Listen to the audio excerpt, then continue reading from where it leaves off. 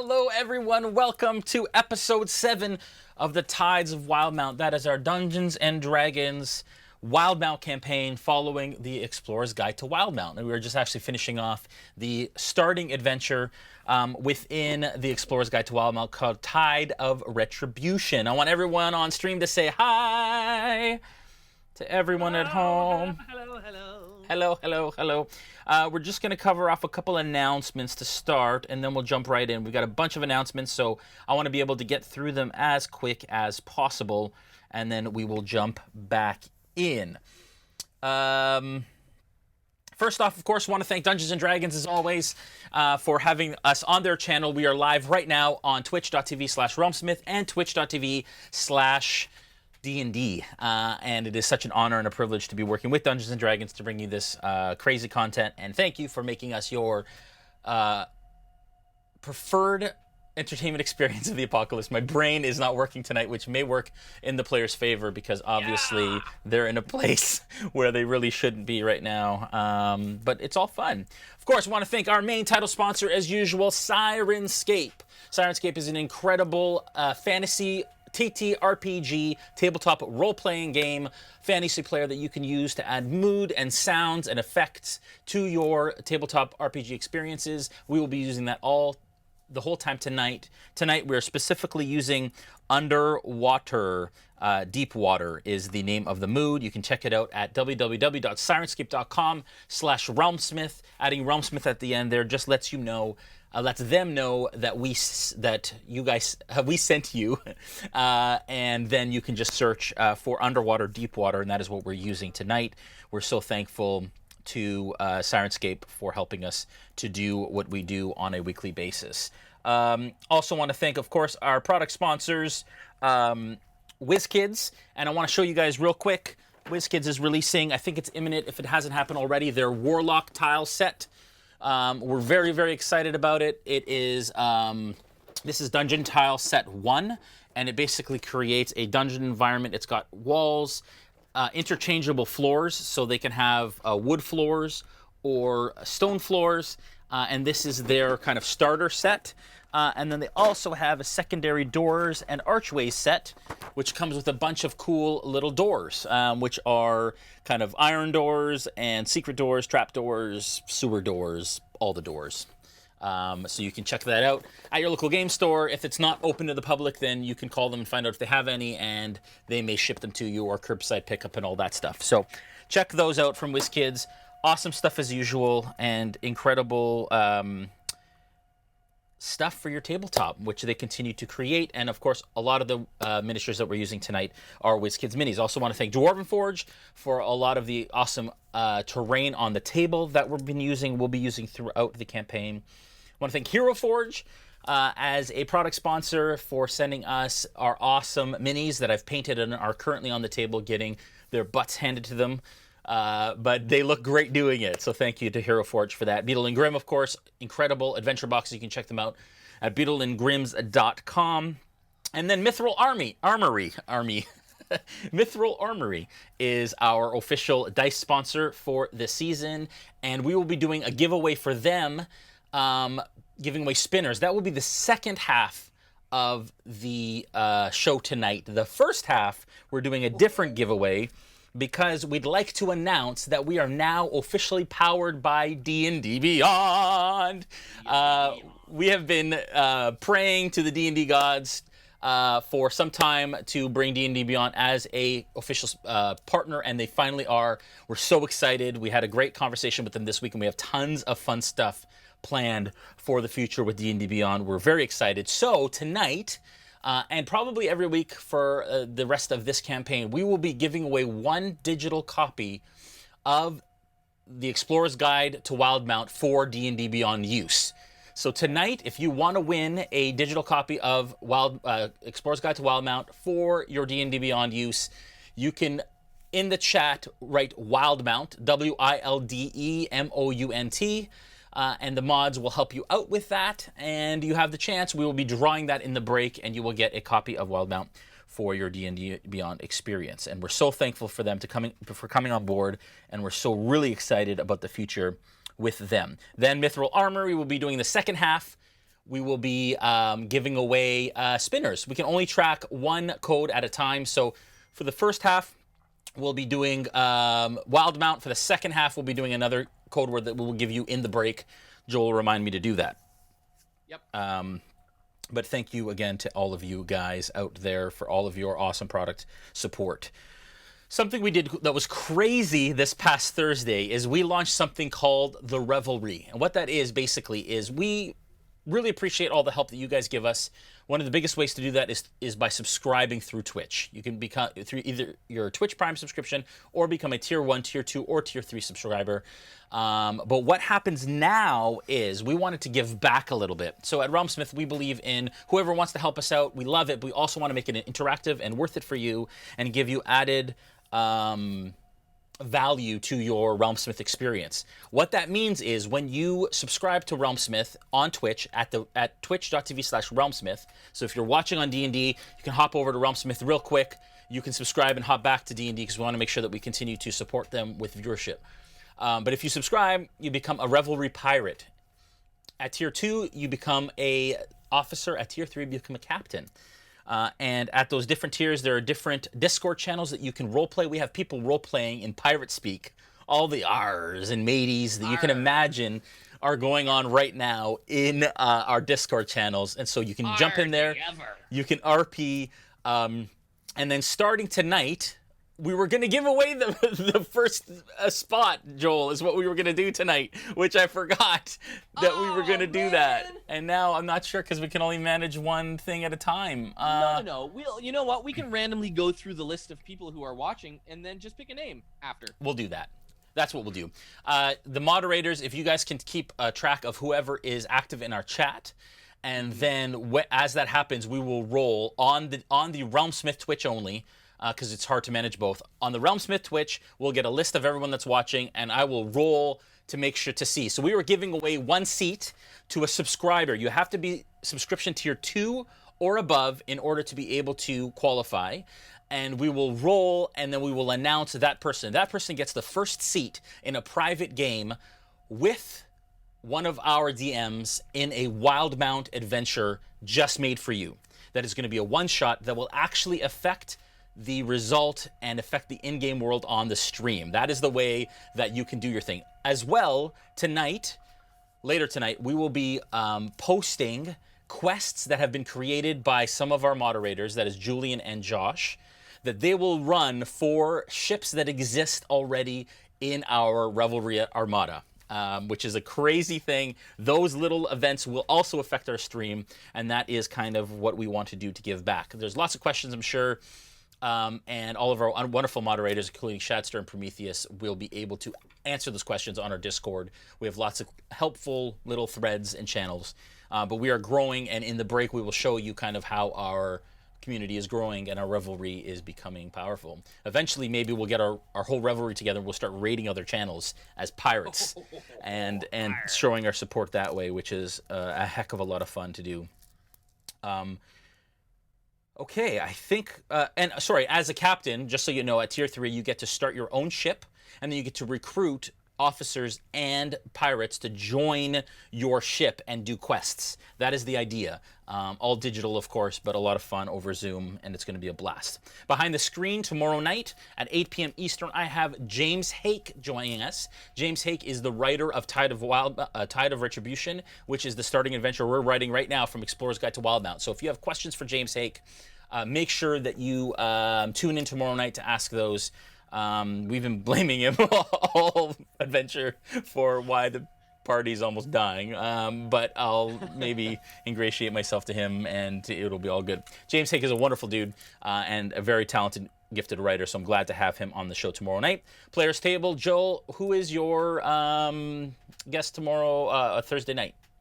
Oh, I don't know yet. Okay, so Joel will have a guest on the Players Table. That is Thursday at 8 p.m. Eastern, and that is a Players Look. Last week he had Brandon on, which was great. He had Adam on before that, so that was a lot of fun. I think that it'd be great to have somebody else on, Joel, which would be great. I agree. Yeah, let's do that. Be someone else. Yeah, there should be definitely someone else. I think. Wait, you have James Hake on yours? Because yes.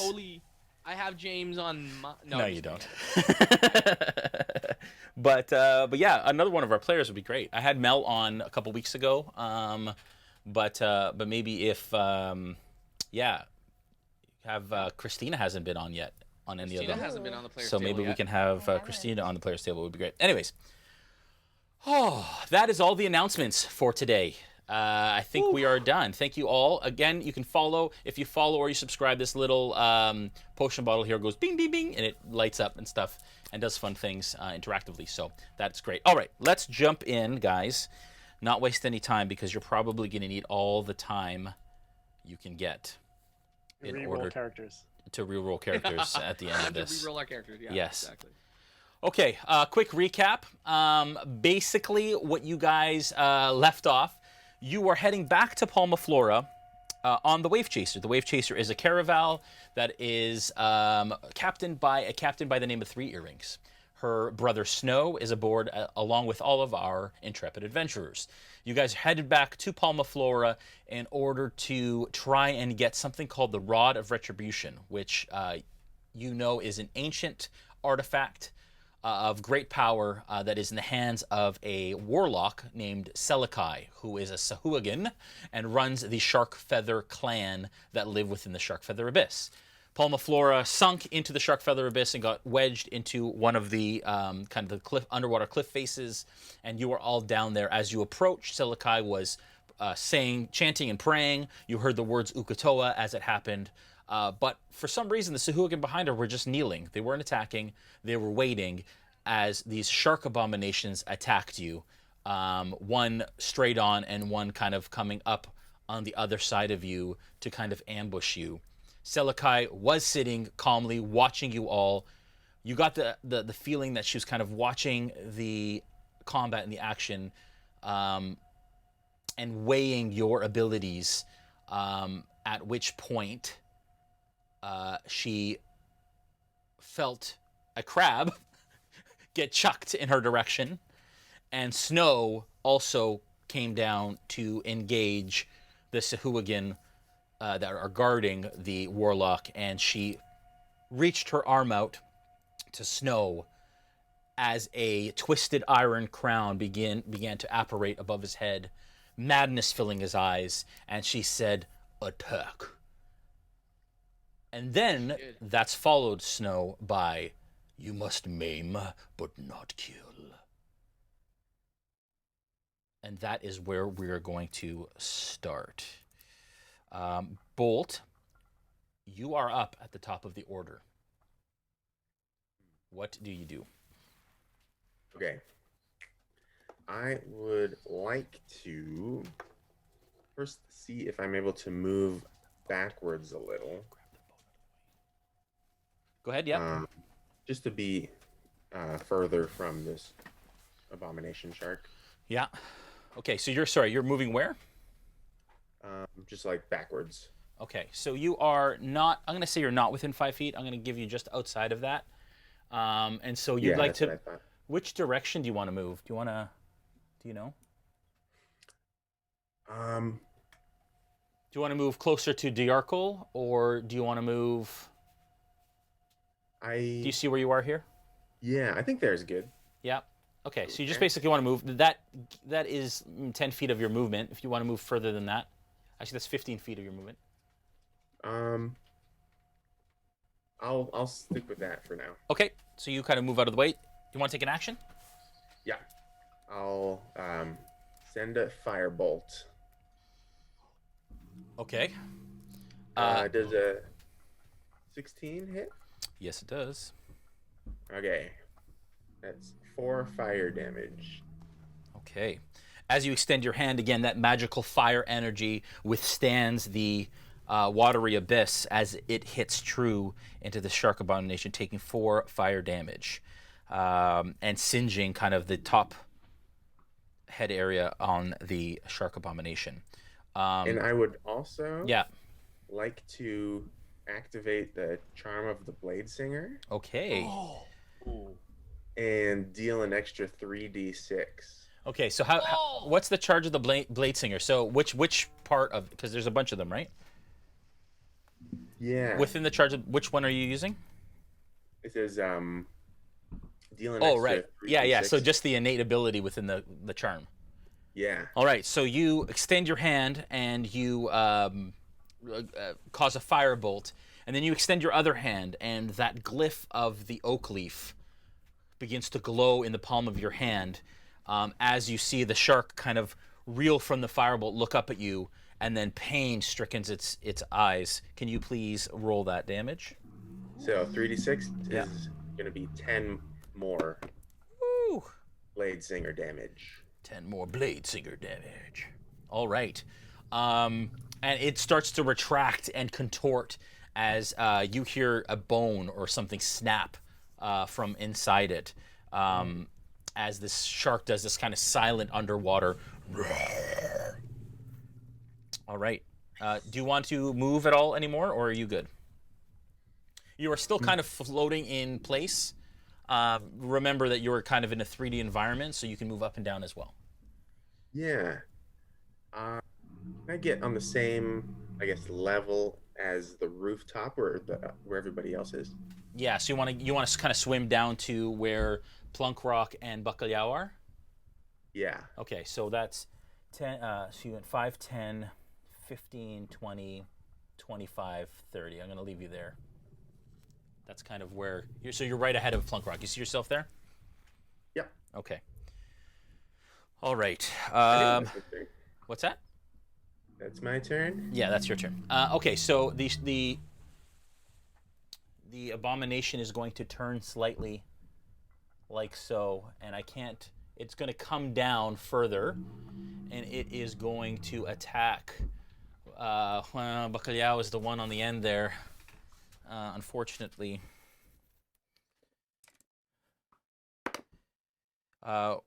Your armor class, Bacalhau, is 17.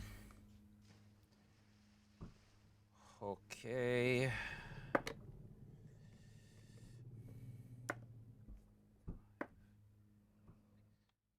Ten points of damage as he kind of swims down towards you. He opens his mouth to bite you, but instead comes across with his fist, and he clocks you in the forehead. So Jay, just to clarify, Yeah. did I casted a cure wounds, I believe, On at Bacalhau. the end of the last session, Yep. which gave back 8 points of healing. Yes. I Yes. got -2 now. Okay, so you go back down to 0. So as he's still on the ground, he starts to kind of get up, and this shark slams him in the head. Hold on a second. Yeah, I actually am gonna use my chronal shift. there you go. Ooh. Go, Dave! I mean, go back!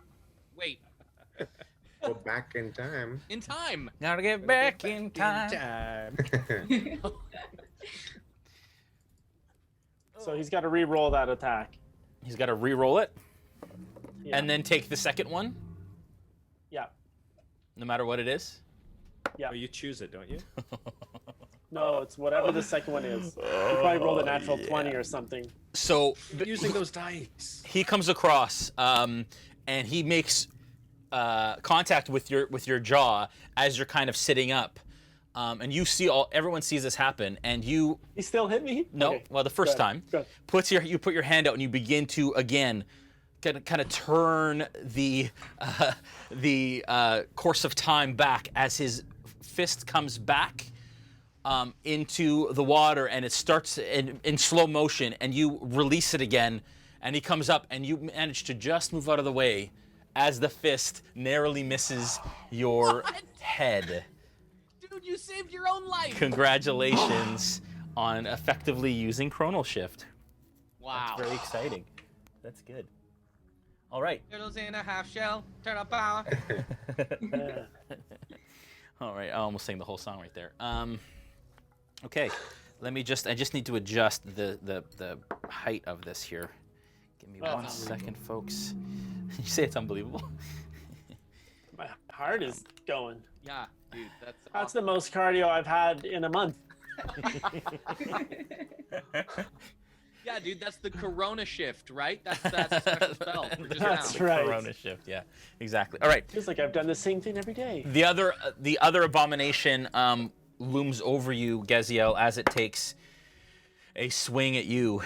Have you been injured yet, Gaziel? Yeah, I'm at currently at 9 hit points.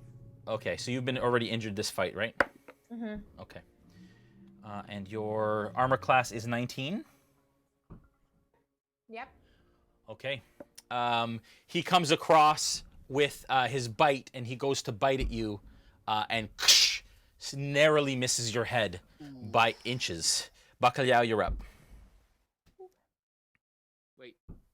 What? Yeah, I guess I'm within melee range of this guy, so Yep. I can't leave his space, right? It would probably be a bad idea. I think I won't. Okay. I think I won't leave his space. Okay, you're just But gonna... I will cast Witch Bolt towards him. So I take my little stick, Yeah. and I'll stick it towards him. Yeah, as a bolt of electrical energy shoots out in his direction. I'd like you to roll. Yeah, it's a 21 to hit, That's a hit. and it's 11 damage. 11 damage. Nicely done. Wow. Nice roll in D&D Beyond. Oh, are you using the D&D Beyond roller? Virtual roller? Yeah, Very nice. Very cool. it's so easy. Very cool. So, and he begins to kind of like convulse and get racked with this energy as you see blood start to trickle kind of out of his maw, and the burn marks kind of scorching through his hide to the point where it starts to ooze and bleed. Dajarkal, you're up. How far away am I from that shark abomination? Yeah, so you're about 10 feet from the abomination and about 5 feet from Gaziel. I am going to cast poison spray at it. Yep. So that's a con save. Yep, okay.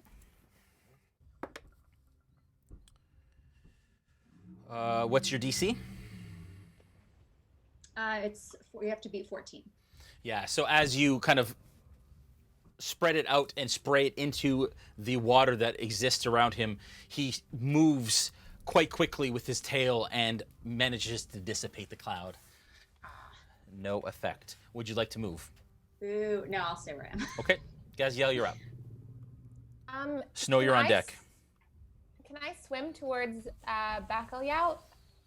Yes, if you do, you will get an attack of opportunity from this thing, because you will be Okay. leaving his combat space. Yes, I will try to do that. Okay.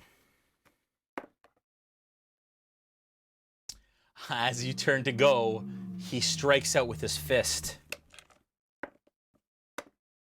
You take 11 points of damage Oh, in the back of your head as he clocks you right in the back. What are you at? Oh my gosh. What are you at hit points wise? I'm now at currently at 0, so -2. Okay, so Gaziel, so you get a hit smack in the back of your head. Things start to fade and you go unconscious. You are not bleeding out, but you are currently unconscious as all of you see her begin to float in the water. You don't know if she's dead or not, but you see her floating in the water beside the abomination as she starts to sink because she is in heavy armor.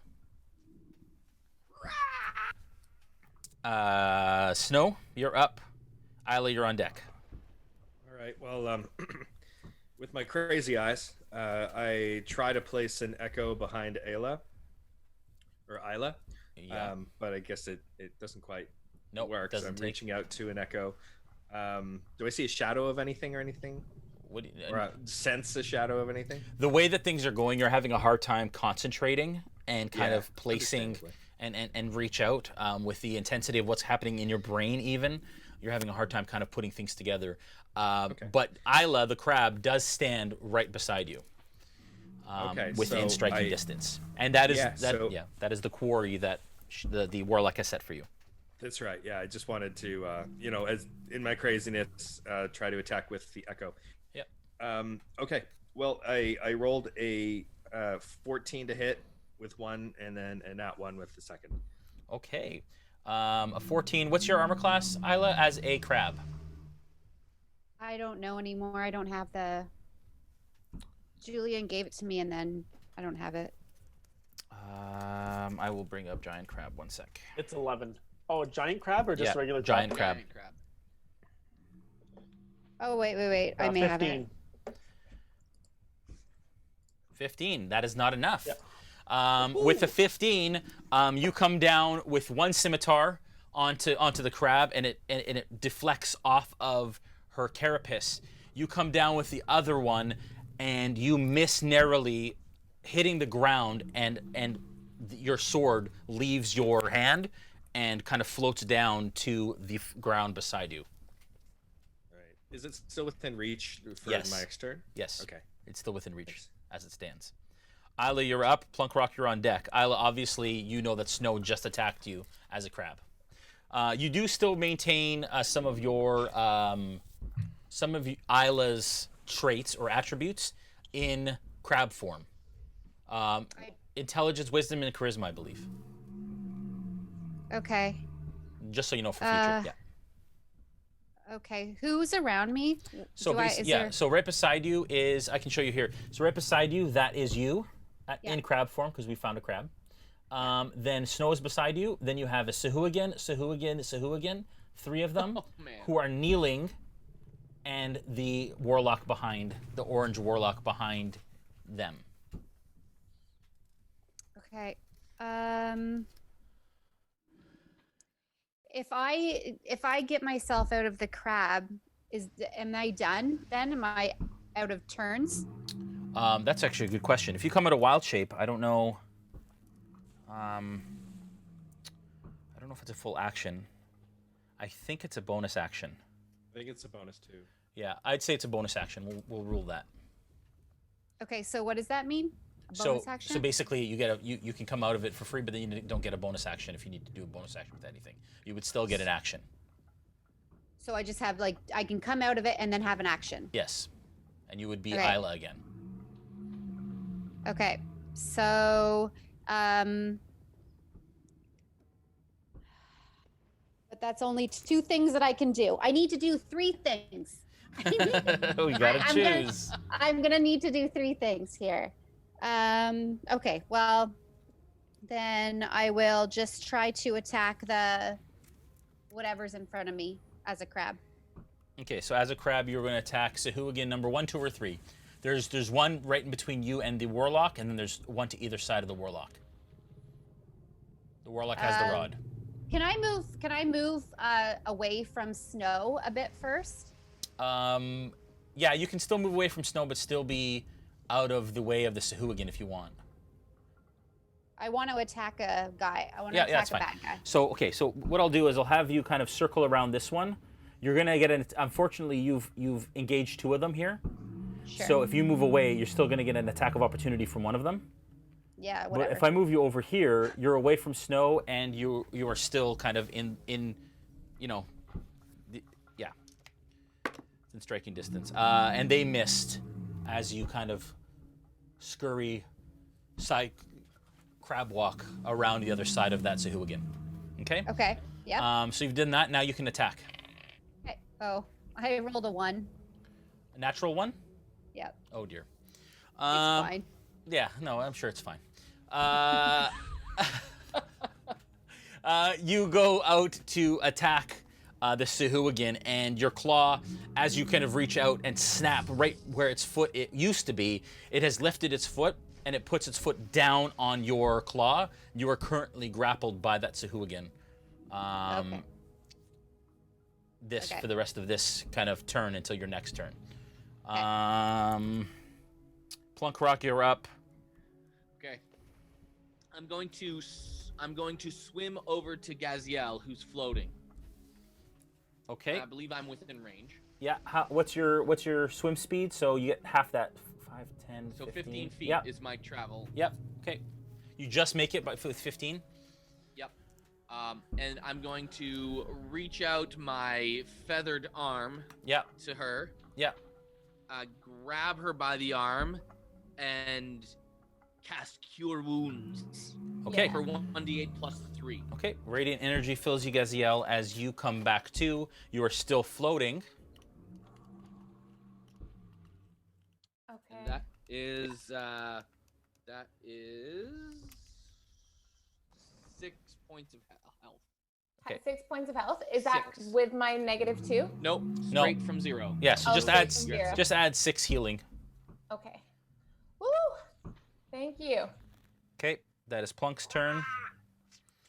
Yep. Go ahead. Sorry, you say something?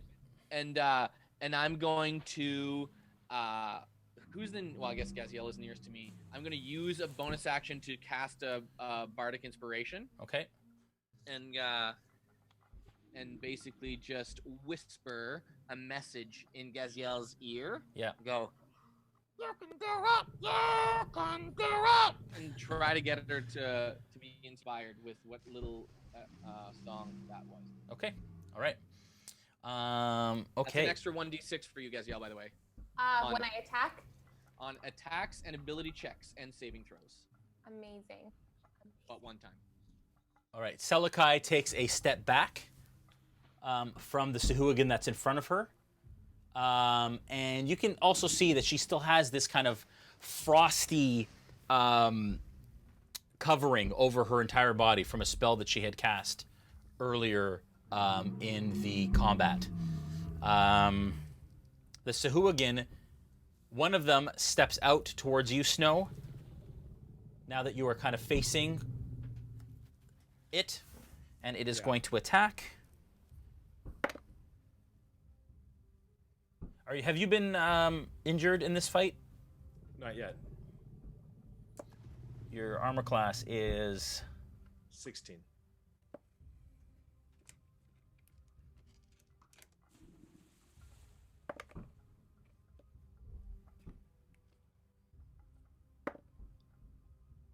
okay. You're going to take 4 points of damage as it reaches out with one of its claws and misses. The spear comes around and it stabs you in your side. This other Sahuagin is going to try and attack you, Aella. That is going to be enough. That is not enough.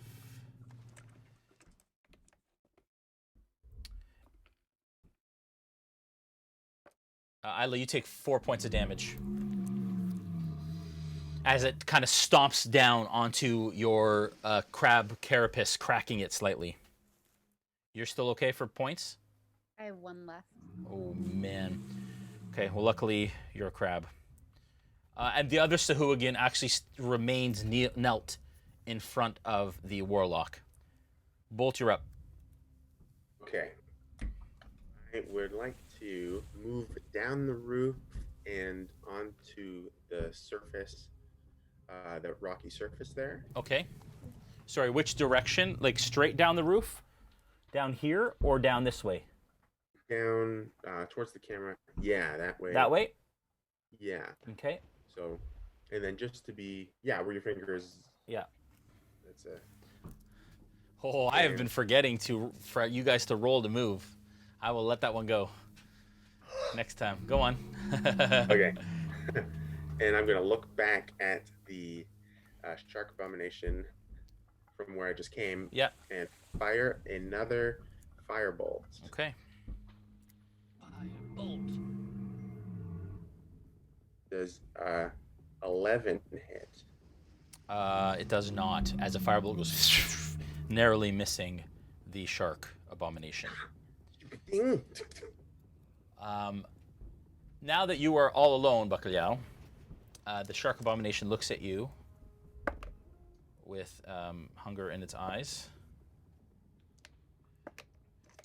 Oh no. 13 points of damage as it comes across with a fist to smack you. No. Didn't No. make it? Not today, DM. I have one more chronal shift. Okay. I gotta. Okay. All right.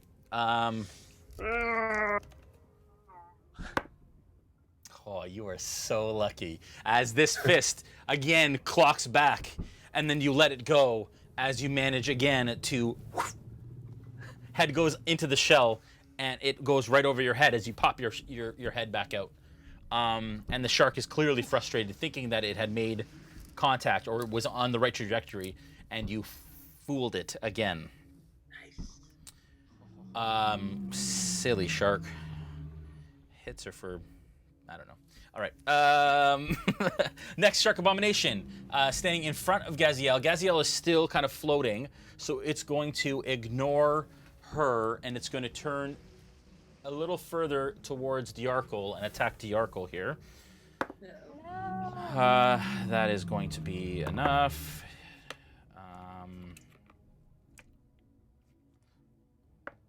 Man, I am still rolling. Oh, no. 18 points of damage? As it smokes you straight, kind of in the jaw, neck area.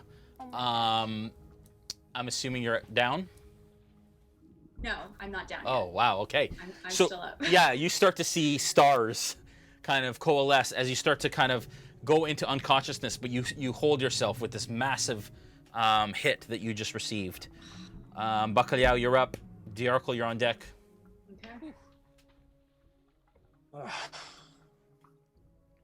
Okay.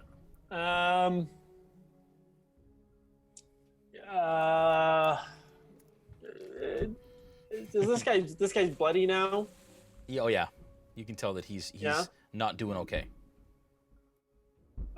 Okay. I don't have many options other than to try to witch bolt him again. Okay. So I will do that. Well, so yeah, so the witch So- bolt is still going, or it's not? At this Oh, point? that's right. It's on a hit, you're targeting D12. On each of your turns for the duration, I can use my action to deal the D12 automatically. It's a for the concentration next- spell? It is. Luckily, you didn't get hit. Chronal Shift is not That's a right, I concentration didn't. spell? Chronal Shift is a It'll have reaction. it'll have a C beside it. If I don't think it is. I just want to make sure. No, it's Okay, It's not then a- you are good. So okay, so I just roll to hit. Yep. Okay. It's 6 damage. Okay. Again, it gets racked by another wave of electrical witch bolt energy, and is not looking good. You're gonna stay there? Okay. Yeah, Okay. because otherwise I'm gonna get hit when I leave. Yep, that's possible. Dajarkal, you're up. Gaziel, you're on deck. Well, I was really hoping that I would get to use this on somebody else, but I will cure wounds on myself because Okay, good. Yeah, all right. that's 11 points Okay, good. of healing for myself. All right. Sorry, guys. Gaziel, you're up. Snow, you're on deck. Okay, so I'm beside a shark abomination, right? Yeah, and you are also kind of drifting down as you just come back from being on the brink of, or being unconscious. Do I have enough? Am I close enough to use my warhammer and Yep. just attack? Absolutely. Okay, I'm just gonna do that. I got a 3. Yeah, that's not enough, unfortunately. As you kind of strike out, and it kind of deflects your warhammer easily. Snow, you're up. Aella, you're on deck. All right, so I didn't want to interrupt things, but I rolled a 16 on my Wisdom save against the Crown of Madness at the end of my Oh, last yes, turn. yes, sorry. Let me just find out one sec.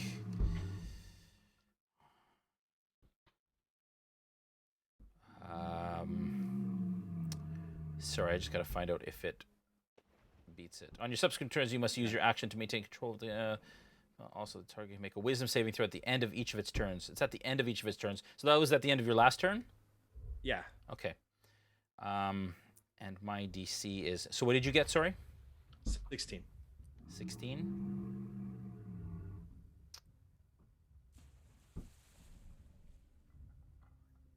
Sorry. That's okay. It's so suspenseful. I know, I know. That's enough. It's enough? Yeah. Okay. So all of a sudden you shake it off. The iron crown dissipates, and you are back to snow. All right. I turn my attention to Selikai. How far is she? She is about 20 feet at least. All right. I'm still within melee range of one of the shark. Yeah, he's right up in your grill. Yeah. Okay. Okay. I'm gonna try and swim over him, incur the opportunity attack, and use my feline agility to get to Selakai, if I can. So, yeah. Okay, so sorry, you're attacking the one in front of you? No, I want to move around it. Okay, so you're disengaging. Remember, folks, that you can use disengage as an action if you want to get away from something. Yeah, I'll disengage. I was gonna use. I can't remember if I used my action surge last session or not. But I'll disengage with this guy and I'll head over to Selakai, action surge, and use my attack. Okay, so you disengage. You go 15 feet, 5, 10. Yeah, actually, you make it to her within your movement. What would? Okay, I had to make a save against the current though, right? Yep, strength, please. Okay. Was that agility or sorry, athletics? Yeah. 15. That's enough. All right. Okay. And you kind of strong arm yourself. I don't know. And you trudge against this current. You move 15 feet, and you're right in front of Selakai at this point. All right. I have a who 16... was holding a Eldritch Blast. Awesome. For when somebody came close enough. But wasn't she using her action to hold the Crown of Madness? Well, that was concentration. So you can still do actions, but she was holding a Eldritch Blast for this turn. Okay, because I thought she had to use her action to maintain it. I don't know. Hang on one sec. Let me just find out. Sorry, I'm not trying to rule. Yeah, no, that's fine. That's okay. We can. Yeah, but that was before. Oh yeah, you're right. Yeah, you're right. You're good. All right. Go ahead. For this very second. Okay. Yeah. All right. All right. 16 and a 7 to hit. That's a hit. Which both?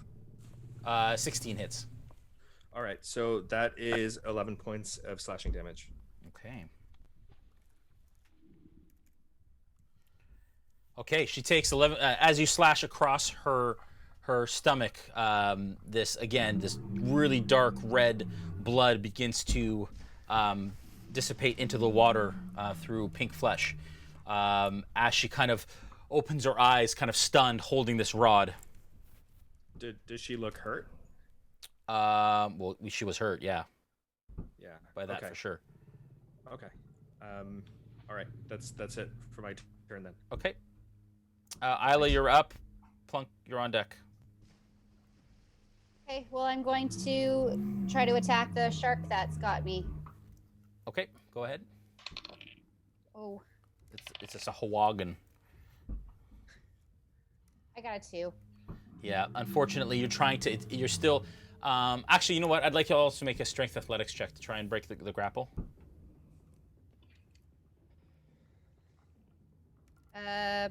So that's as a crab, right? Yeah. So I rolled an 8, and then beside the strength it says 13 plus 1. Yeah. Okay. So that was enough. So basically, you managed to get away from the grapple. You snap at it, and it misses because you were kind of concentrating on that. So you're free, but you missed your attack. Okay. I have 2 claws. Does that matter? Can I now use my second one? Does it say you can? If it doesn't say you have multi-attack, then you can't.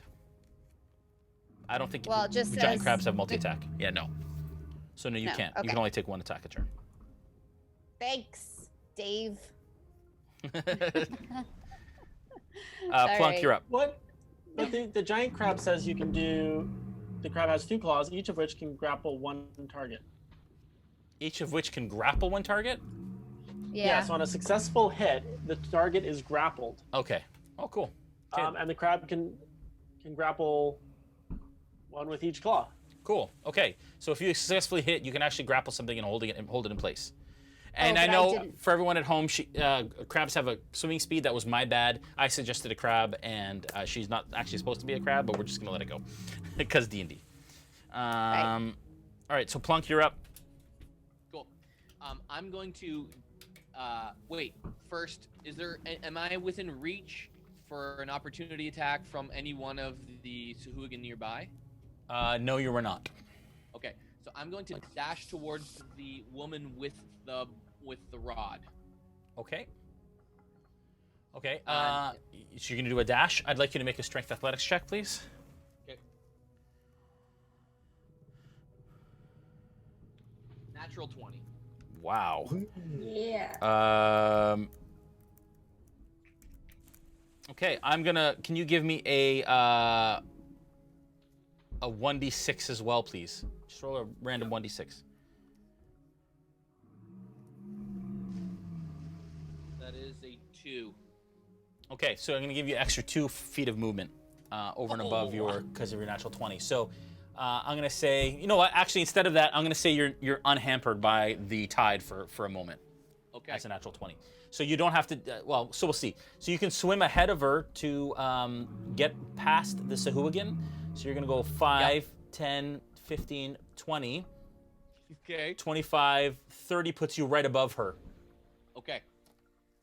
So I'm going to attempt to take my daggers if I can. No, because I just did an action. Okay. I will. I'll stay there. Okay. So you're basically right above her head. Okay. Perfect. Actually, you still have an action though. Oh, I do? Yeah, because you moved your full distance without hampering, and you moved your 30. Yeah. Okay. I'll pull out both daggers from my side, and I know I can only use one, but just for coolness. Yeah. I'll stab with my right hand her arm that is holding the rod. Okay. All right. Make your attack. Yep.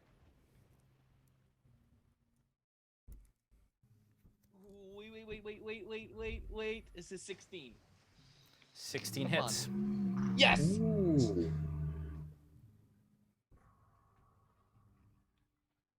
he is. Okay, action. So that's plus 1d4 plus 3. That was a 2 plus 3, so 5. Okay. 5 points of damage as you dig deep into her arm, and she didn't see you swimming above as snow was right in her face. And you slash right across her arm, and it starts to gout blood. She doesn't drop the rod, but she looks up at you, noticing you with this deep, deep gash, which is bleeding profusely currently. I can't move, I don't believe, because I've used all of my movement. That is correct. Okay. But sorry, you come across her arm, and immediately this kind of frost that has covered her entire body creeps up the dagger and onto your hand, and you take 5 points of frost damage as your hand begins to freeze as you're holding your dagger.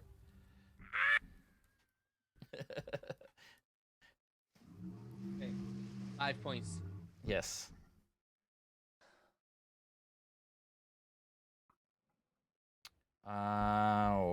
Okay.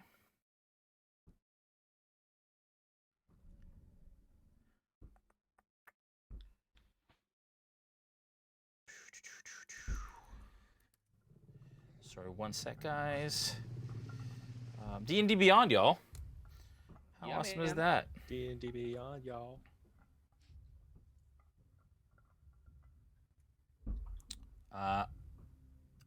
Immediately, she goes invisible and she disappears. What? Wait, Of course she does. that doesn't hurt anything for me because I already can't see her, and I have that fighter ability, so I don't get disadvantage on invisible targets. Yeah. Yeah, totally. All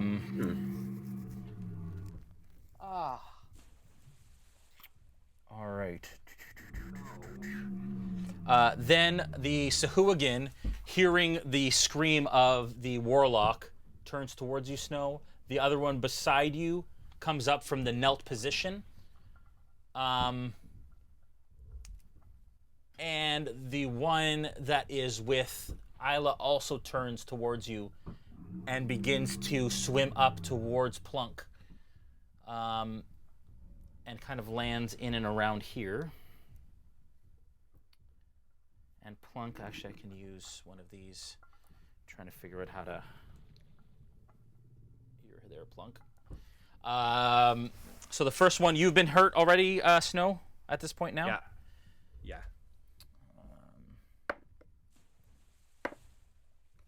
Have we all taken damage? I think so. I think everyone is down, right? Yeah, I think I have everybody's not. taking damage. Oh no, You have Bolt none? has not. Okay. You take 7 points of slashing damage Okay. as he comes across with his spear. Okay. I am bloodied now. Second one also hits. Twice this time. First one comes across with its claws, misses, comes across with its spear and hits. Second one comes across with its claws, hits you for 3 points, Snow. Okay. And then reaches out with his spear as well. Oh, you're lucky.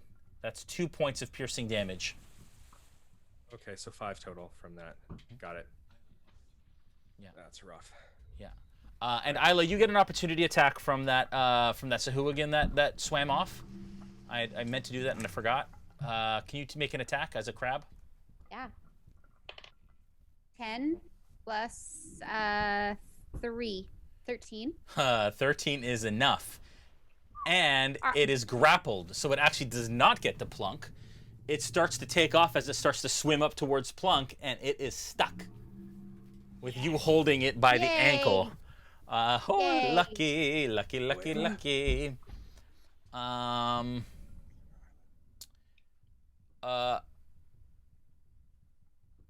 also gonna, you also, Snow, as you're kind of, you don't know she's gone invisible, you hear the muttering of something and some magical kind of static energy in front of you.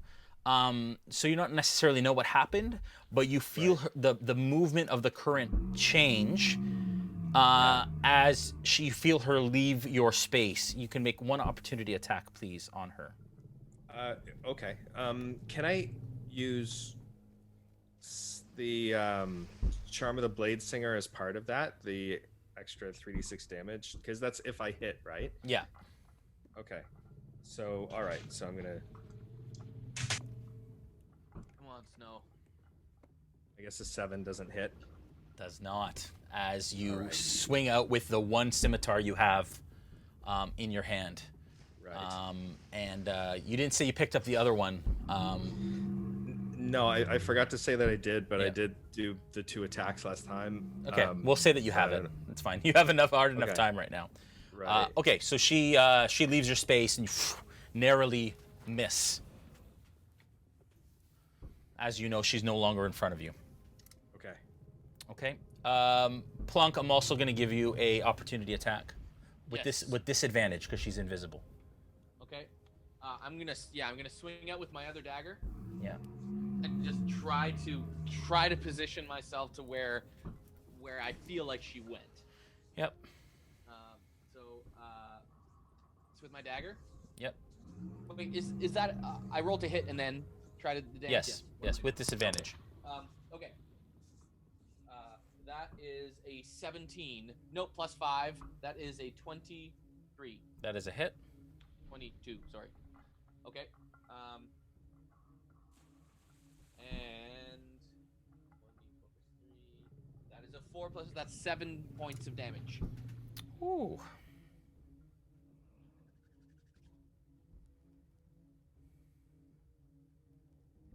One moment, please.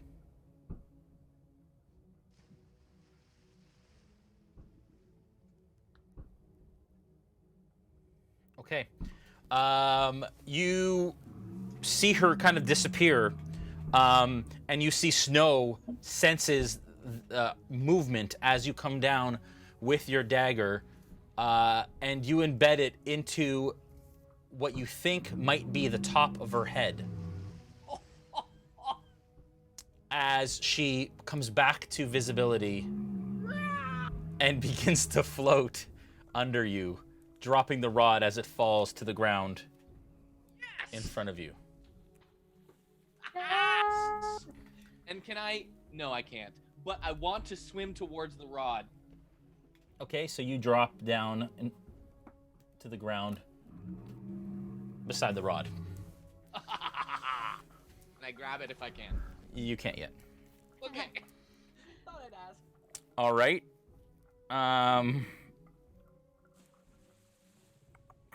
Okay.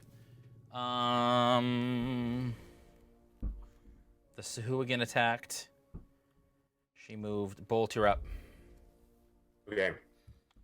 I will, from where I am, attack the Shark Abomination again with a Firebolt. Okay. Does a 12 hit? Yep. Just. Ooh. Okay. What was that? 6 fire damage. 6 fire damage. All And right. As I cast it, I say, I'm in the mood for some fried fish tonight. It opens its mouth and to roar, and actually to bite again at Bacalhau as your firebolt kind of goes into its mouth and through the side of its face, exploding the side of its face and leaving a hole. As the Shark Abomination starts to kind of continue to maintain itself on the edge of life. What else do you do? Anything else?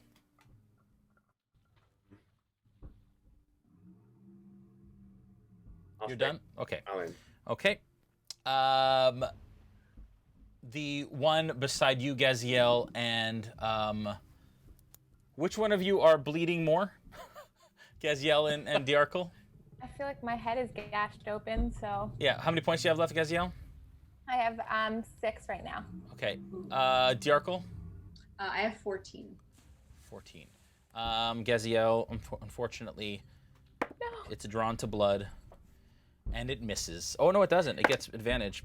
Oh, what's your armor class again? 19. Oh, it misses.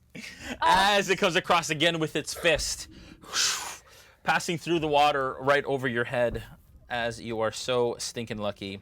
The other one, Bacalhau, again, frustrated to all heck that its punches have missed you, is going to try again. That is a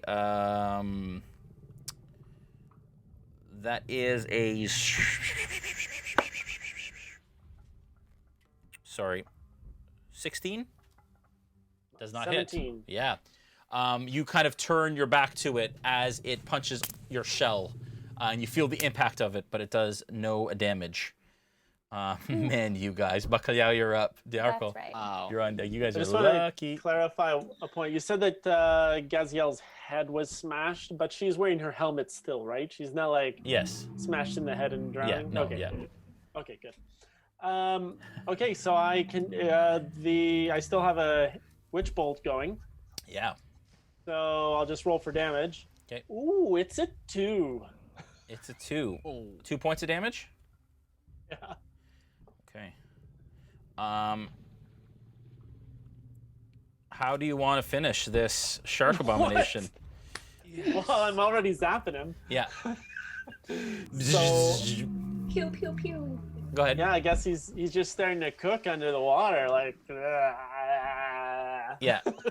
As his skin starts to kind of rupture and leak this kind of thick, brackish blood, he goes belly up and is no more.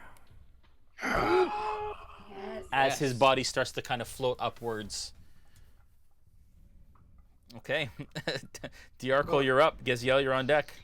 Okay. Do you want to move? Badly... Do you want to move, Dave? I do want to move. Okay. I want to move towards the what's her nuts with the rod of Okay, give me a bad times. give me a strength check. A strength athletics check.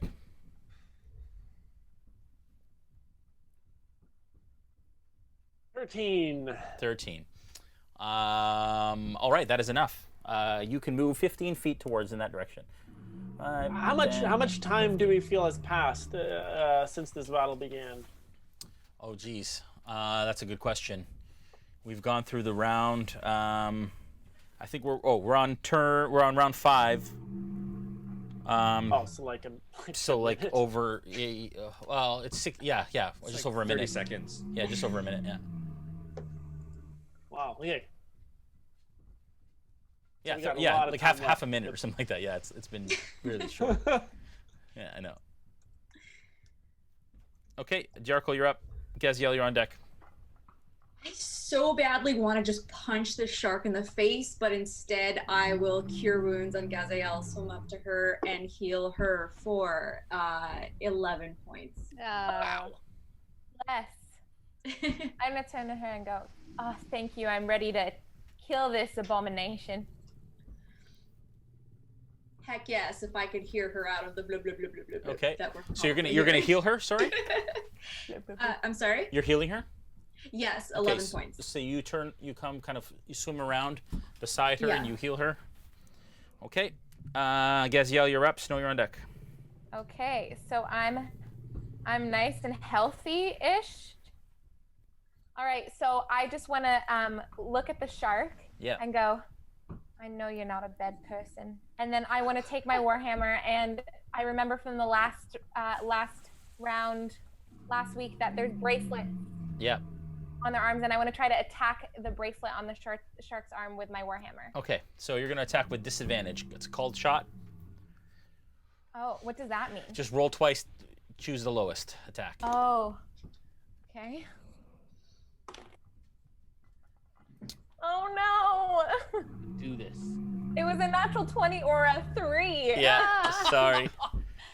Yeah, so you have just a hard time kind of going for this bracelet, and it is this it's a bracelet made of shells that you see that's kind of hanging on for dear life, really tight around this shark's wrist as you miss. Snow, you're up. Aella, you're on deck.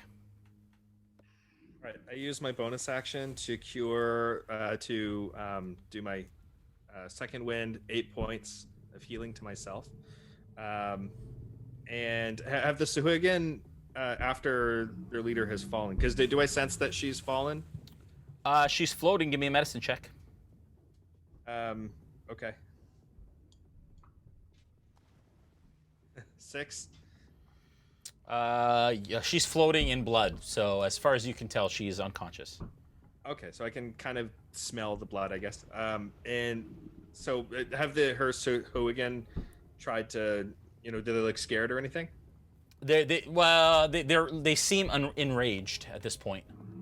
All right, so I'll attack one of them that's right in front of me, and that's a dirty 20 to hit and a 7. The one right in front of you, the 20 hits. So there's 2 at your back, basically. Okay. So you turn to engage them. You want to go for the one on the right or the left? The left, please. Okay. Wait. Well, which one have any of them taken damage? No, they have not. Okay, the one on the left. Okay. Okay, that's 11. Sorry, no, 8 points of slashing damage to that one. As you come across and slash its arm. Okay. Okay, Aella, you're up. You now have this Sahuagin currently grappled in your claw. Yeah. Okay, let me try to attack him. Okay, you're going to attack him with your other claw. Yep. I got a 20! Yeah. Yes. Natural 20? Yeah! Nice. All right, good stuff. Okay, so you're going to... What's your damage on your attack? Damage is 1d6 plus 1. What? 4. Hit 4. Okay, so Plus wait. 4. So 1d6. So you get 6 plus 1? Plus 1. Okay, Well, so it 7 says- plus 4 is 11 points of damage. You do. Okay, so do you want me to roll my little square dice? Did you roll that yet? No, not yes. yet. I got a 6! Okay, so that's 12 points of damage. You get 12 points of damage. Boys plus, and girls, I'm coming back. plus 4? What? It's 1d6 plus 4. Oh, 1d6 plus 1. Plus I'm not 1. sure Okay. what that means because it says hit. So it's 13, yeah. 13 Okay. damage. Okay. Okay. So you have his ankle in your claw currently. And, I mean, being Aella still, his Sahuagin junk is right there, and you just swap! And you do a lot to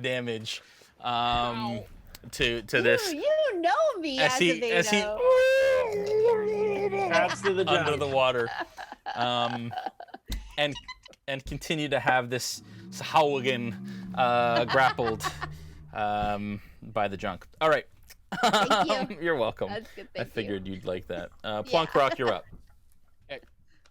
I'm going to swim with everything I have to get that rod that fell down. Well, you're standing right beside it. You're now So I on the grab ground. Okay, so you pick up this rod. Pick up the rod. And as you pick it up, you feel like this kind of like static energy surround the rod. But other than that, that's all you have. You now have this rod. It's an adamantine rod and tipped with a glowing crystalline eye.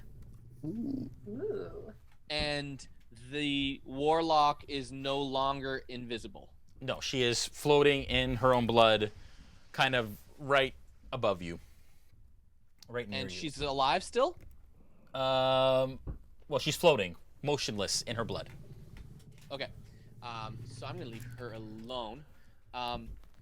And I'm going to I'm gonna yell to Bolt, "What do I do?" And I show him the rod, like, "What do I do?" Now Bolt is a ways off. Give me a perception check, Bolt, with disadvantage. Yeah. 9. Okay, with a 9, you hear Plunk yell something from across the way, but you can't quite make out what it's saying. What he's saying. All right. And you get no response from Bolt. Well, I unless get no response. Well, yeah. Bolt, do you respond to that? To the. So I'll look over. What? And to which I think I hear, "Break it." Okay. Okay. Yeah. I try to break it with my hands. Yeah, it's not budging whatsoever. Okay. Okay. And Snow, you hear all of this happen in front of you. And that's it. All right. Snow immediately. Sorry, one sec. As you're engaging, actually, I have your back turned. All of a sudden, you feel you get. Sorry, one sec. Sorry, guys.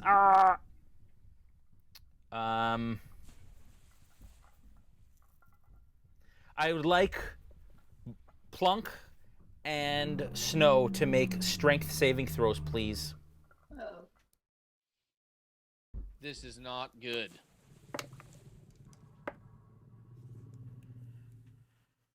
$24. Okay. 18. Okay. That was, sorry, 9. Okay, so you guys take 4 points of necrotic damage. Oh. As dark tendrils extend out from the warlock. As her eyes open wide, and they strike out with dark energy as they hit you. So you guys take that 4 points of damage, and she begins to swim away as fast as she can. We all see that happen? Yeah, you can see it happen from where you are. As you're kind of all looking, I would say that Gaziel and Dajarkal are kind of caught in combat. They don't see it, but Bacalhau, you see it from across the way as these dark necrotic tendrils reach out, and she is going to swim.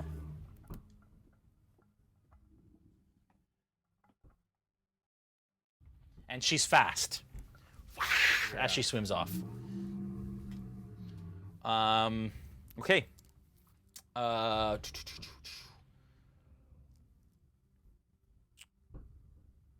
The Sahuagin next to you, well, the two Sahuagins next to you, Snow, are going to attack.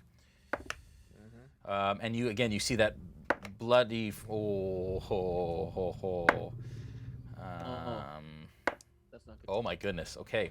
One hits with its spear. Yeah. And you take 3 points of piercing damage. As this flurry of strikes comes at you, and it narrowly just catches you in the side. Okay. Yeah. Are you still up? I got 6 points left. Okay. The other one beside it reaches out and tries to claw you. It hits. You take 2 points of slashing damage from its claws. And then it turns its spear to its back and tries to hit you with the butt end of the spear. Oh, what's your armor class again? Sorry. That's not going to be enough. Sorry. It's not going to be enough. As it comes out with its spear, you smack the end of the spear away with your scimitar. You are so lucky. Can I get a strength check for you, Aella, please? Okay. So I just roll and then add my strength modifier? Yeah. I rolled as an the 8. crab, yeah. Yeah, as a crab. So I rolled an 8 and plus 1, 9. Okay, so it remains grappled by you. And it's trying to hit you, and it can't. As it's still obviously in a lot of pain and reconsidering its life choices. Right. At this time. As it would. As it would. Bolt, you're up. Okay. Is there when I look down, can I just pick up like any kind of rock or debris around me? Is there something I can pick up? Rock or debris? Yep, sure. You can find a rock. Okay. I pick it up and I load it into my catapult. Okay. Because I'm already looking in the direction of the warlock. Yeah. Got my attention. Come on, Bolt. I see her trying to get away. Yeah. And I'm going to cast catapult and fire my harpoon launcher with the makeshift ammo straight at where she's trying to flee. Okay. What's the range on your catapult? It's 90 feet in a straight line. Okay.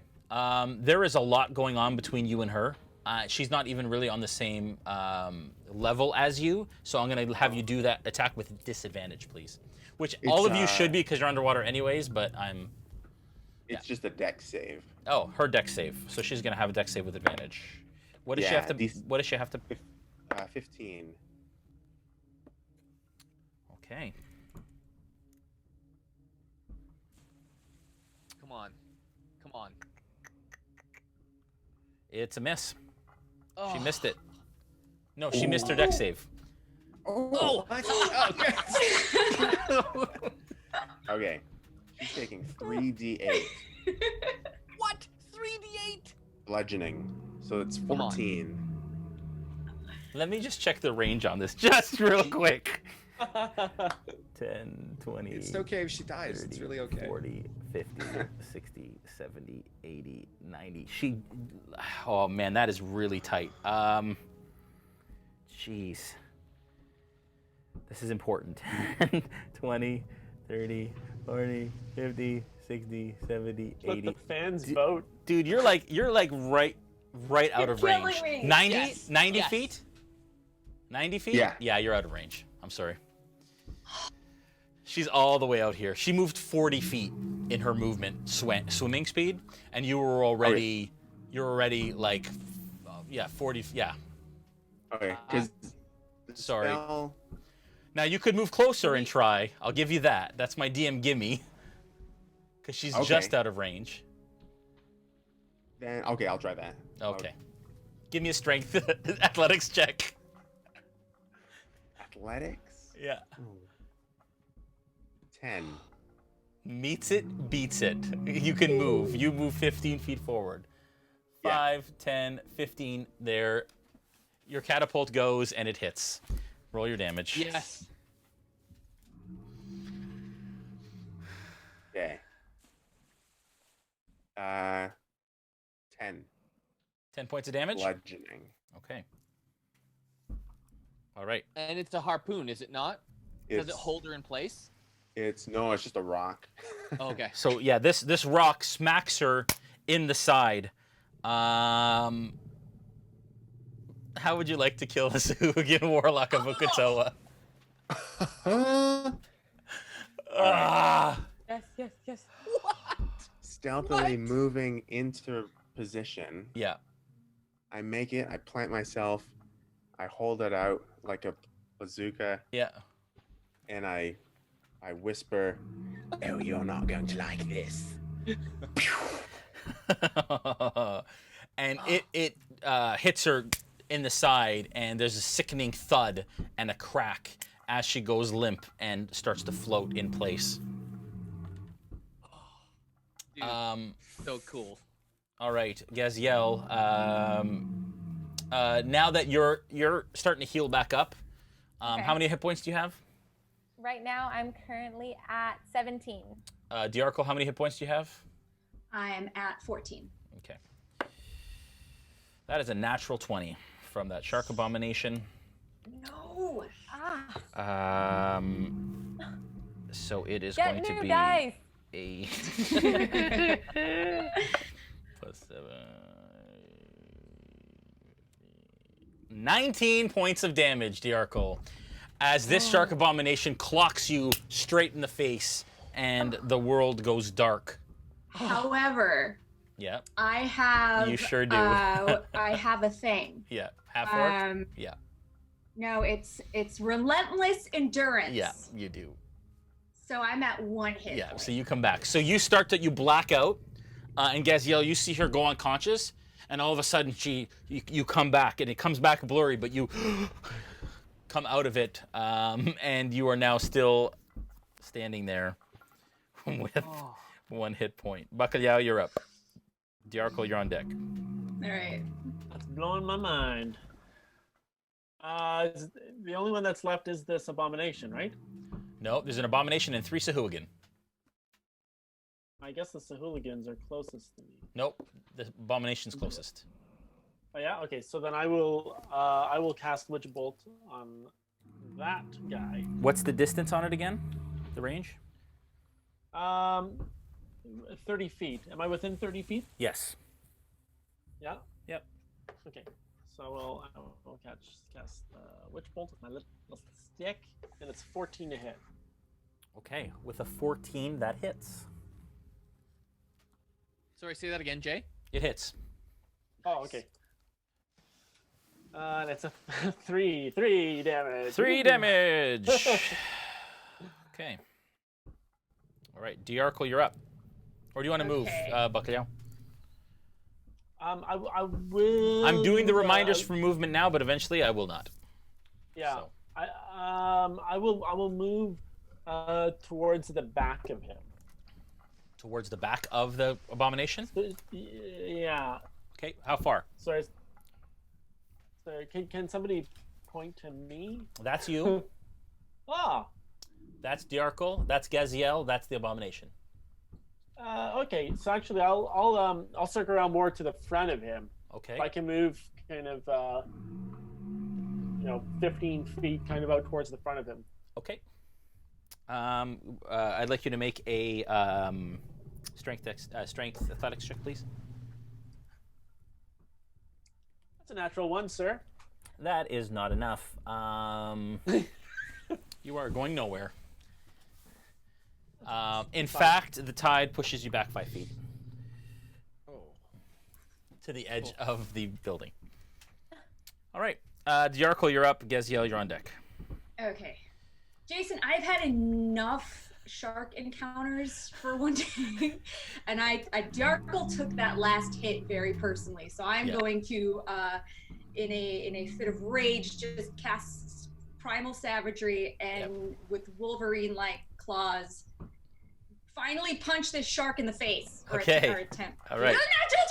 Nice. Yes. Wait, hold on. Wait. So I have this thing, a racial trait. I've never played a half orc. So of savage attacks. Yeah.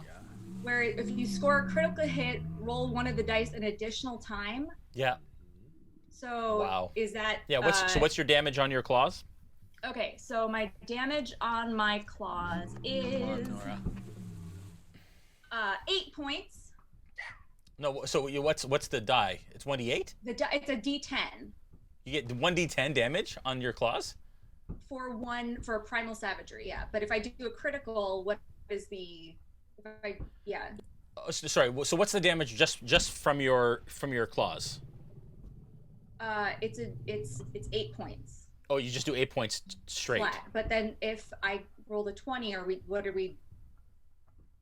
what's the additional? Okay, damage? so sorry. So your claws, you pop your claws, and you get to do 8 points of damage in addition to something, or just flat? That's like flat, but then if you get a critical hit, it says roll an additional. Oh, I see. Okay. Die for damage. Oh, I'm so confused. You want me to read it to you? Yeah, Josh is coming in here because he's played Barbarians before. Okay.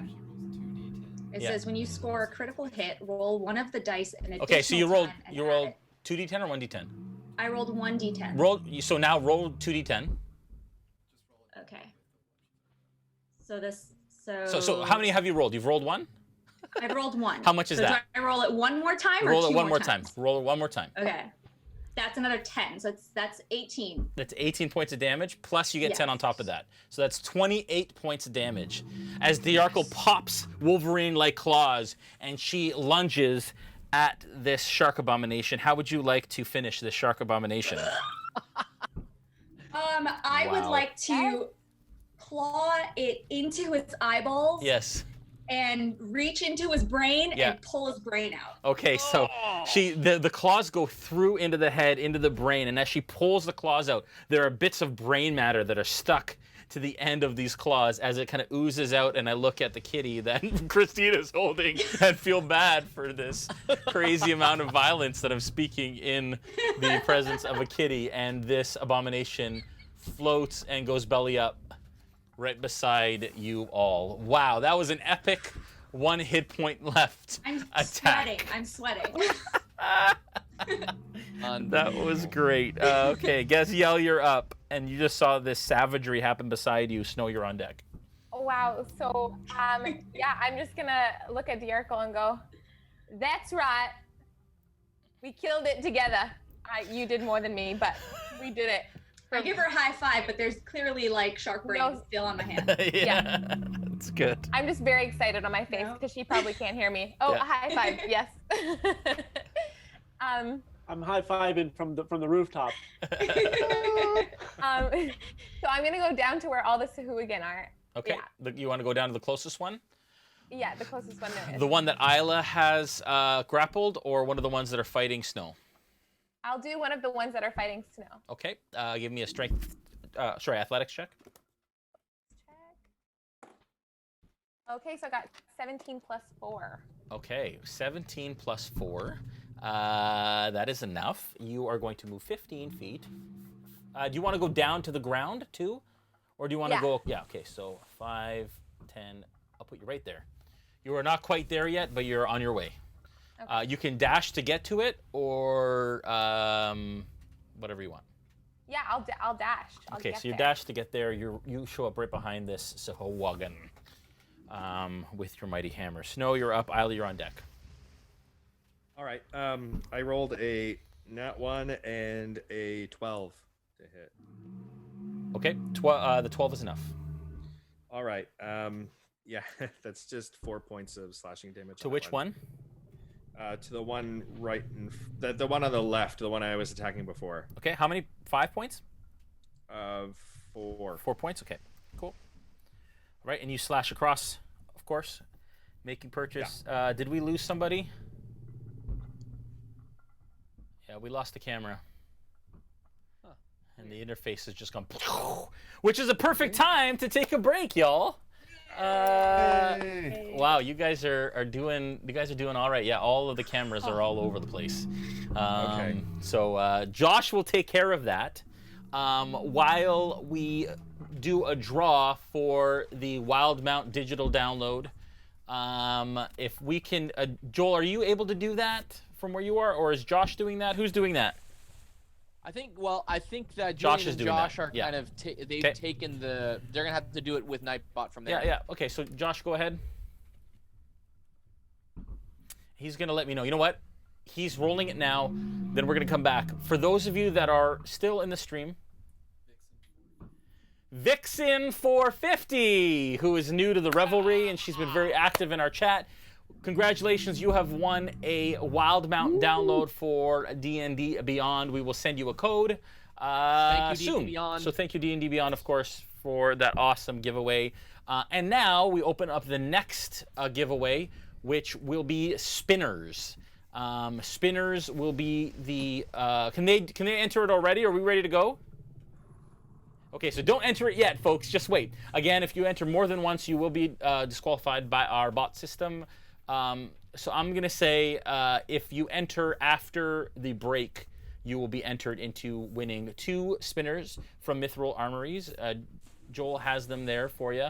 They come in a cool little dice case, and it's awesome and wonderful, and we love them. So I don't know where Dave has gone. I think we lost David. Oh no. But it's okay. We'll get him back, and we'll get it all sorted out by the end of the break. But during the break, we are going to put up our awesome Revelry pirate armada breakdown so far. We have 2 ships, the Deceitful Squid and the Sea Manticore, that have joined the Revelry, and they are gaining crew as we go in various levels. And one of them, the Deceitful Squid, is almost already ready to upgrade to a Caravel, which is the next ship up, which is so cool. And then the Manticore is getting there, and then there's a bunch of available pirates and officers, and then there's a bunch of subscribers who we don't have on this who haven't created characters yet. But when you create a character within our Discord, we add you to the Revelry Armada, and then you can go on quests and all that stuff. And again, quests will be posted soon in the captain's lounges that the captains can choose to go on. Hey Jay. Yeah.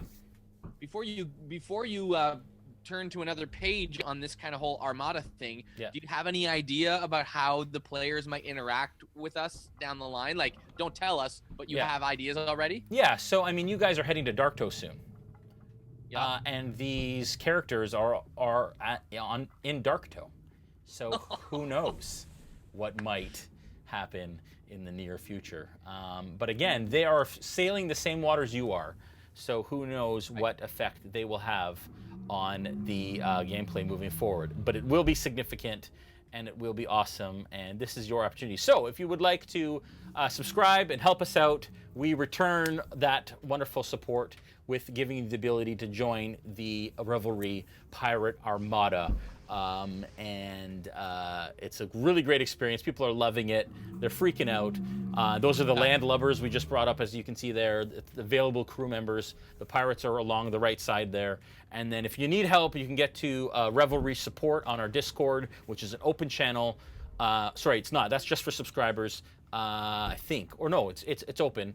And our mods, Raposa, Malgeth, Janice, and Jan are emissaries from the Plain King that can help you to get set up. And that is, of course, Josh, Julian, Prometheus, and Shadster will help you to kind of get all set up. So much fun. I can't believe we're building an armada in our community. And just so those of you know, those of you that want to, that have wanted us to bring back the bits battle thing, this will lead to one.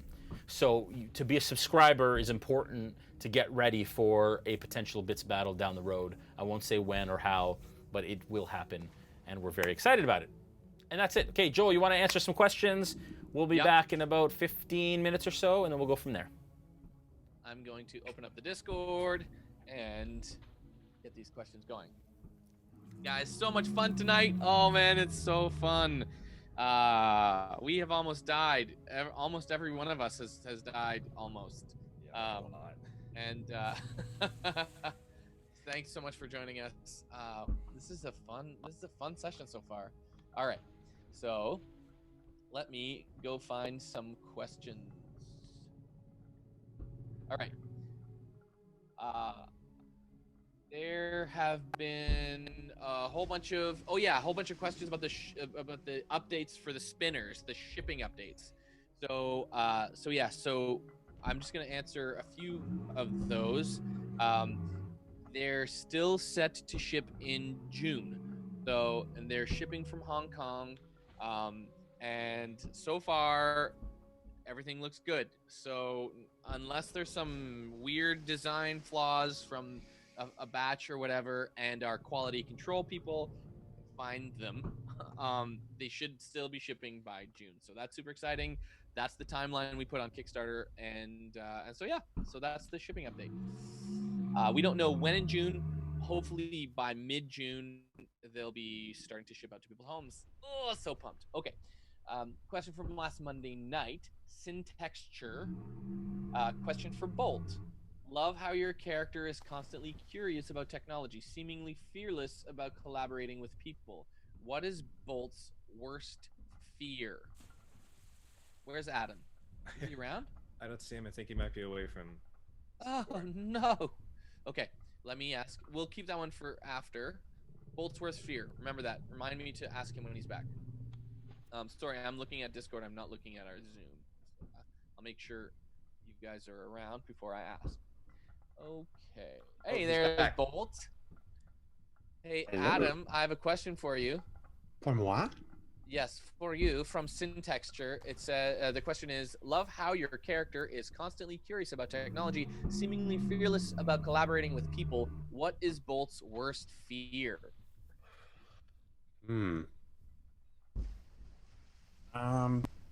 Probably it would be stagnation. Becoming too like nothing's improving, like he can't get beyond a certain amount of proficiency or technical expertise or what have you. If he can't improve on something, then he's kind of at a loss. Yeah, I'm similar in that way. Hey, but guess what, guys? We have 2 birthdays on the stream. Sextus 154 and Dice 1388. So here we go. Happy birthday. Happy birthday. Happy birthday to you. Happy birthday, dear Sextus 154 and Dice 1388. Happy birthday to you. There you go. Good. Okay. Corey Klund asks Melanie, who's the cute pupper? That's Jay. That's Jay. No, not fair, David. That's good. Hold on. I'll try to get him, but he usually tries to run away from me. Hank. Okay. It's Hank. His name is Hank. Hank Carry Pits. Nice. Hey, here he is. There he is. I got him. There he is. And he is Brussels Griffon. Hey, hi, Hank. He has his own Instagram page. Hank Carry Pits. Yeah, Hank Carry Pits. Go check him out. Every dog in the world since coronavirus, like every dog in the world has an Instagram page. Yeah. Like, we have nothing better to do. Yeah, exactly. My dog's Instagram page is puppers793, and you can it's the therapy we all need. Yes, it's the therapy we need. Exactly. Rules for your health question. Who is the most likely to get scurvy while at sea? Can't have pirates without scurvy. I mean, we're still probably all eating from lead cans. And I mean, right? I eat plenty of lemons. I don't know what you guys are talking about. Yeah, okay. So Noura's not gonna get scurvy, and As the rest chef. of us probably are.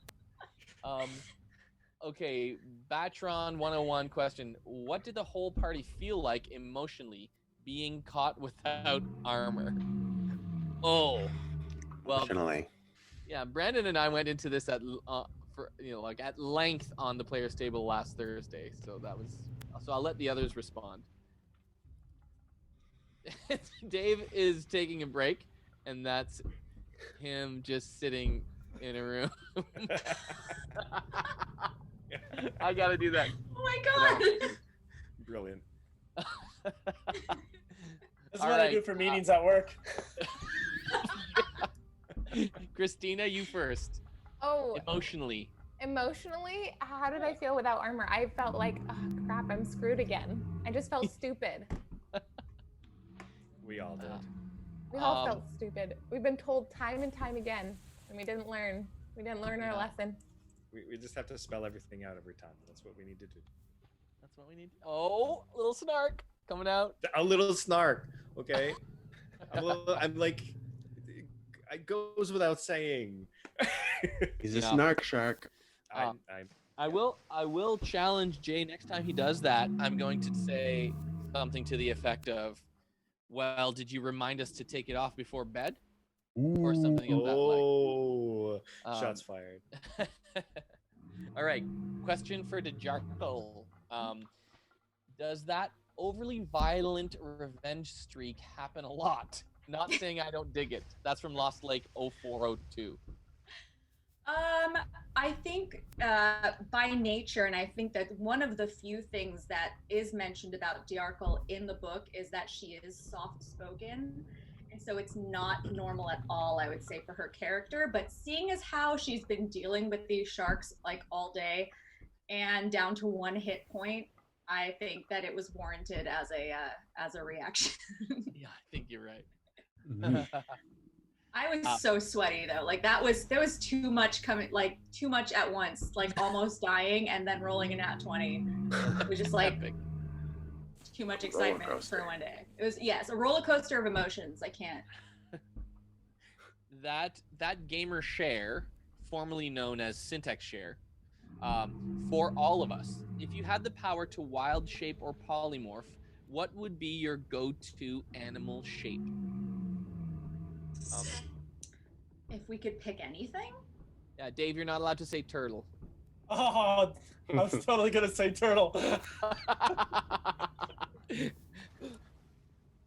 Okay, I would say mine would be for at least for Plunkrawk, it would be a peregrine falcon, because it's a curse they have that they are no longer able to fly, and peregrine falcons are the fastest animals in the world. So that's what Plunk would do. What's up, Mel? You're in my house. You're in my room. That's incredible. What? And like scary. Wow. Wow. You should have seen her face when she came back. Man, that's incredible. Okay, sorry. That's why Jay's face. Oh my god. Oh my god. Can we do that? Oh my god. Let's prank Jason. That's amazing. All right, back to the question. Sorry. Stories. Wild shape. What would you turn into if you could? Brandon. Oh, T-Rex. Okay. Yeah. Adam? I'm thinking a giant ape, so at least I'll still have opposable thumbs to use my weapons. Right, but no intelligence. Okay. Noura? I don't know. Maybe a bear? That's a tough question. Yeah. Christina? You'll have to turn into a cockroach, but have the same strength. That you have now, or of a like cockroach? Ant-Man. Ant-Man. I would have the same strength that I have now, but be as small as a cockroach. Wow. That's a pretty good idea. Dave? No turtle, please. I enjoy being a bear. Yeah? Yeah. I did the bear a lot. Yeah. I also had a lot of fun as a cat. Cat was a ton of fun. Because you can jump, you can sneak, you can scratch. You're very agile. You can be cute as a button. Heck yeah. You can lick your own privates. I mean, we were all thinking it. A phrase said on every stream Melanie is a part of.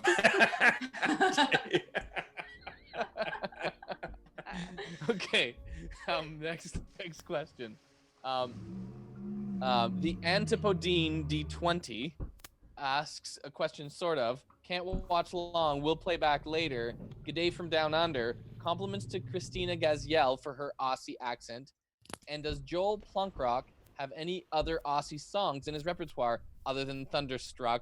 Thundersmite is awesome. As soon as our dollar recovers a bit more, I'll be ordering my shirt. So like long question / comment of awesomeness. Wow. Are you telling me that he's ordering the Thundersmite shirt? Because that's exciting. That's your shirt. That's my gosh. Like a spell shirt. I'm in awe. Yeah, pretty cool. And thank you. I'll come up with some other. Who are some other Aussie artists? Men Without Hats, or what was it? Men at Work. Men Without Hats. No, is that right? Am I saying that? In Excess was. Who sings that? I come from a land down under. It's Men at Work. Men at Work. Hats. Oh, that's Safety Dance, isn't it? No, Land Down Under. But who does Safety Dance? Is it Men at Work? That's Men also at Work.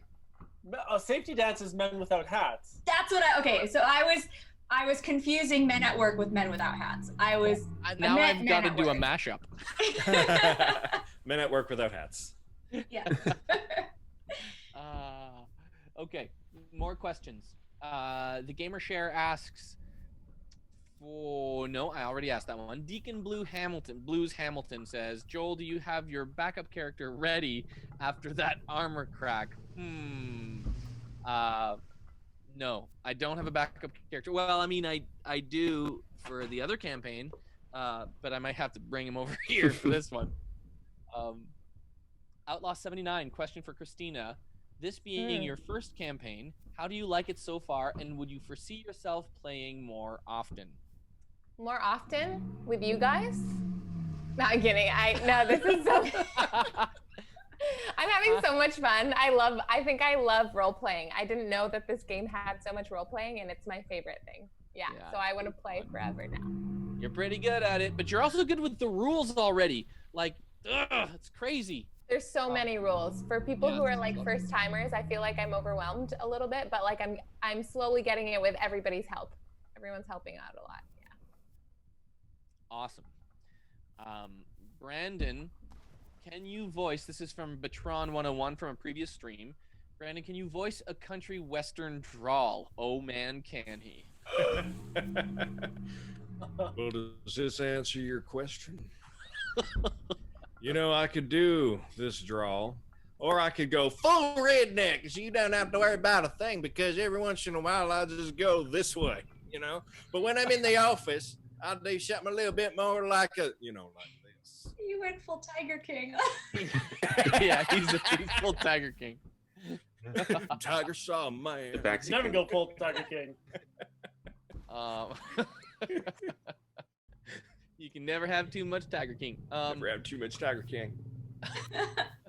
Mike Miz, question for Gaziel. Not sure if you want to reveal, but do you have plans to read the letter?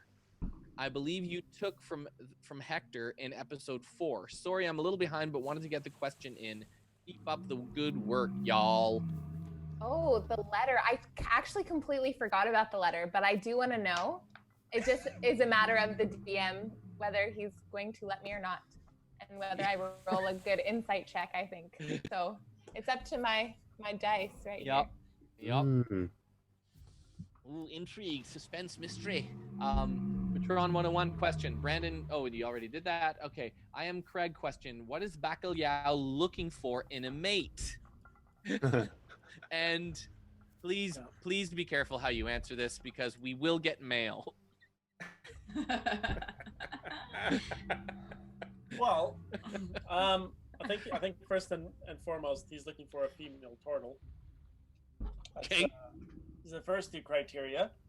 I think he probably wants somebody that's similar to to himself, kind of quiet and peaceful and laid back. And yeah, I actually know who submitted this question, and there's some irony to it. So,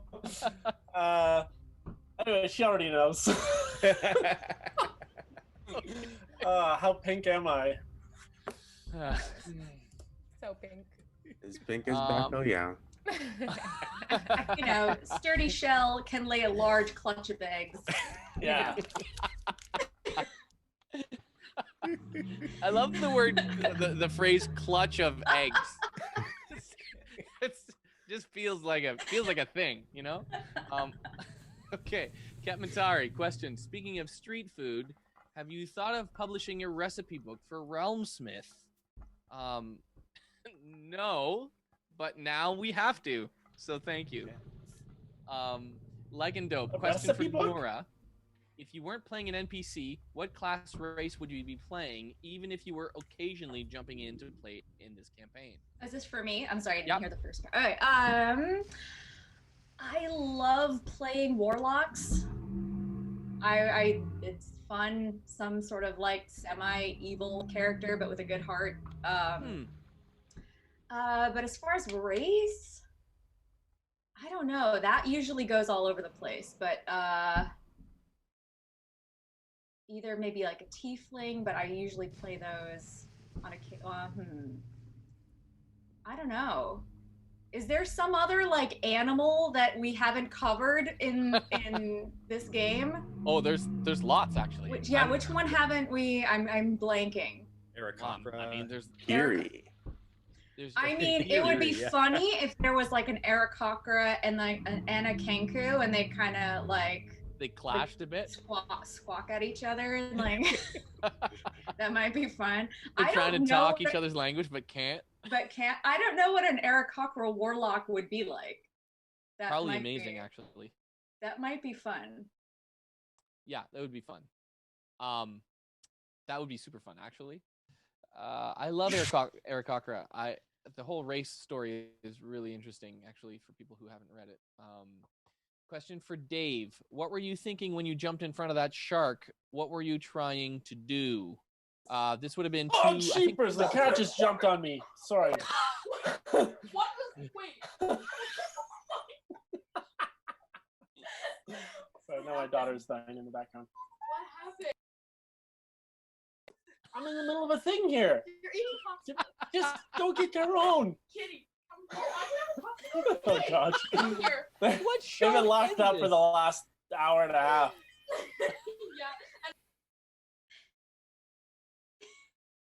Oh. I think that question was from a couple weeks ago when I jumped across the ship. It was. We're getting things off of the mods list because they're like, Joel, you got to get these off my back.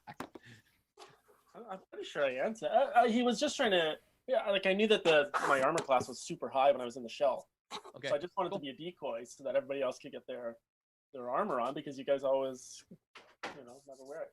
Awesome. Tick. Question answered. Cool. It was weird because I thought that we had double Mel camera, and I was gonna tell Josh, I'm like, Josh, there's a problem. We have double Mel, and then of course Dave's using Mel's background. Hey Brandon, we can see your butt crack, I think. I'm sorry. My die rolled under the couch. I'm not going to be able to get it today. Oh man! Opportunity attack. Oh, quarantine. Yeah. Watch out for those crabs. Yeah, you gotta love Oh dear. We're back. Yes, we are back. And I heard that. Fun. I heard that Joel mentioned that we can get mail. We do have a PO box now. You guys have been asking for it for a while. The moderators, I don't know if they already have an automatic kind of thing, but they can post it in the chat if they like. And those of you that want to send people dice, we've been talking about that or whatever, then feel free. Again, no obligation. It's just crazy that we've had overwhelming kind of requests for PO box, so you guys can send us stuff. So we thought that we would do that for you. But thank you so much. Please don't order pizza to our PO box, though. Yes, it will go to the mailbox. There's no room for anything else. Yeah, it'll just go to the post office, and I'm sure the post office people will be happy with pizza. But yeah, don't do that. All right. You guys ready? Yeah. Ready. Okay, so I just did 4 points of damage, but what happened? You did 4 points of damage. That's a great question. Where Yeah. were we? Yeah. Let me just. I just did 4 points of damage, and then somebody disappeared. And then, so I'm in suspense. Yeah. You slashed across and you did 4 points of damage. That's all. Oh, okay. All right. Is it bloody? Did on the left one, right? Yeah, it's bloodied. Yeah. Yeah, it's Okay, definitely all right. gushing blood that is surrounding it quite obviously. All right. And I'll tell them, in certain words that they should probably run. Okay. You say run. If everyone can make a perception check, please, with disadvantage.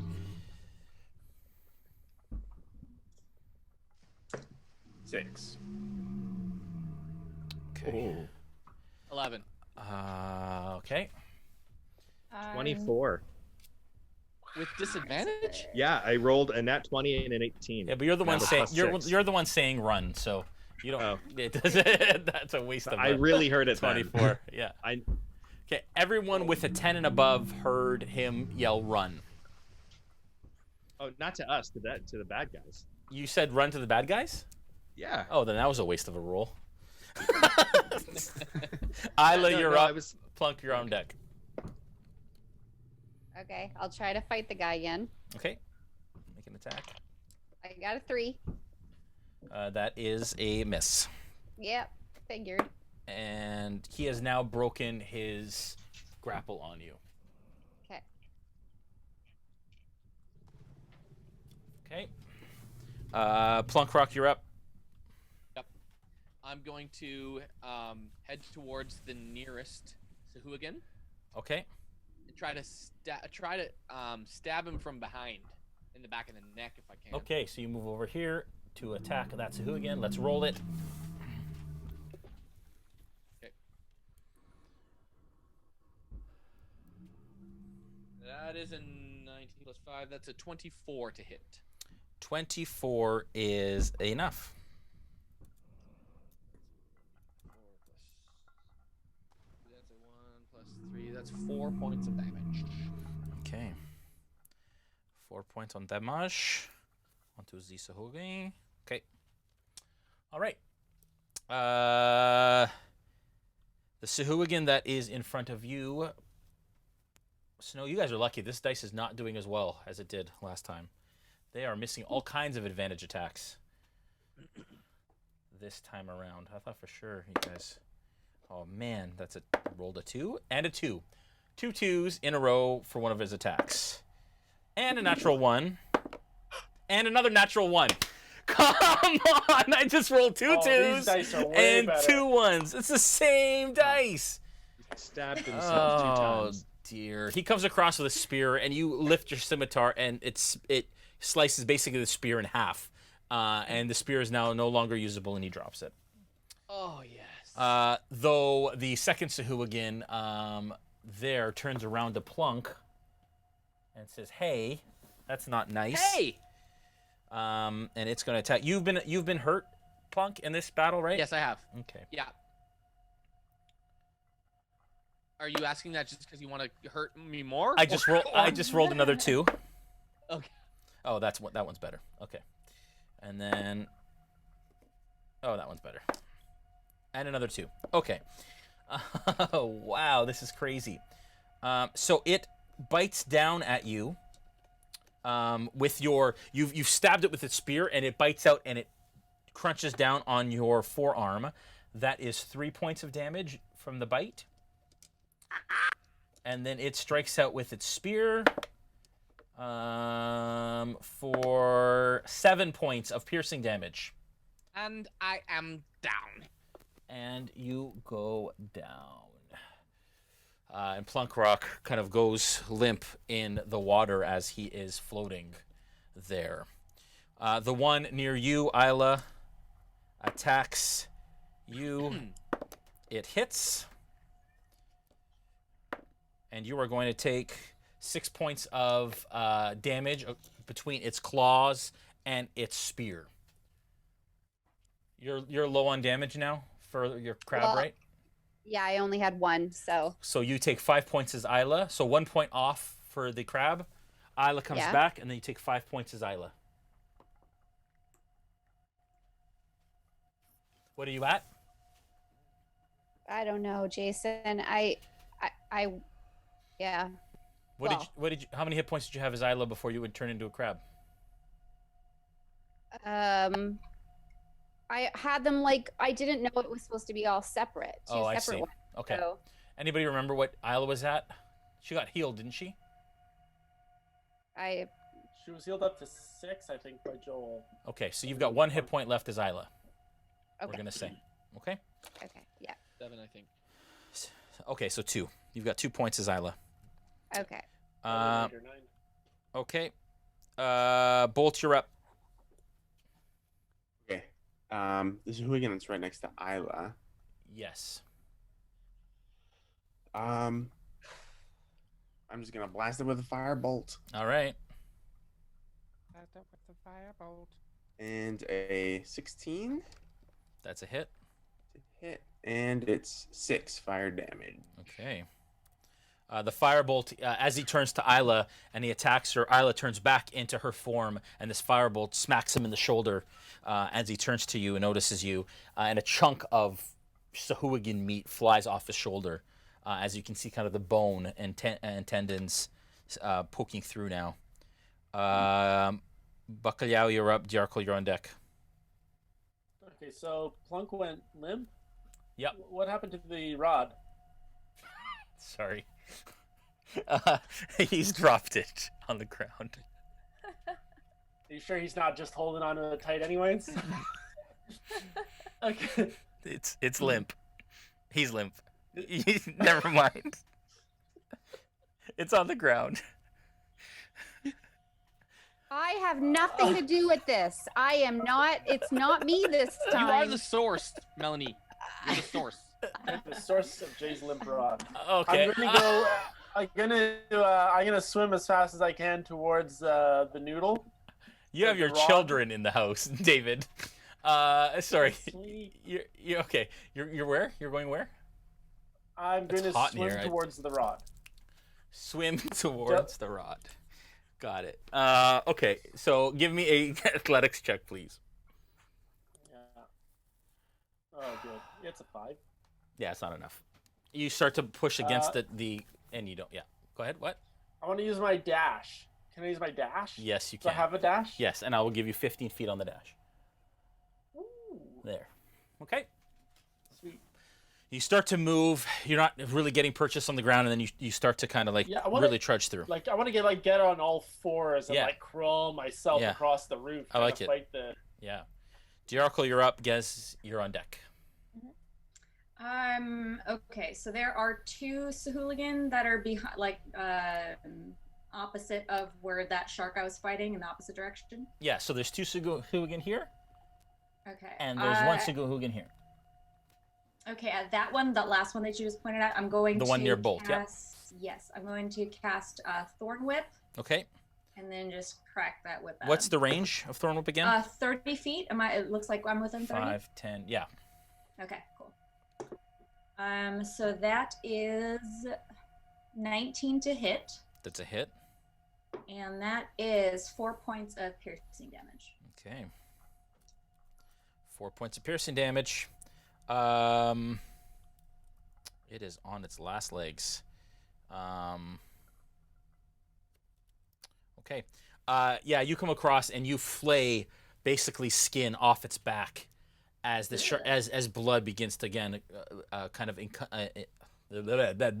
float around him and raises and dissipates in the water as he starts to kind of waver and stumble in front of y'all. Gaz, you're up. Snow, you're on deck. Okay, so I'm next to a Sahuagin right now, or did you say I was getting close to it last time? You are right behind a Sahuagin right now. Okay, so the Sahuagins aren't wearing bracelets, right? No. Okay. Then I'm just going They to have attack it. they have a variety of tribal kind of stuff. Some of them Right. have like adornments and things, but yeah, not this one. Okay. I'm just going to attack it with my warhammer. Okay. Just go for it. Okay. And I got a 15. 15 is a hit.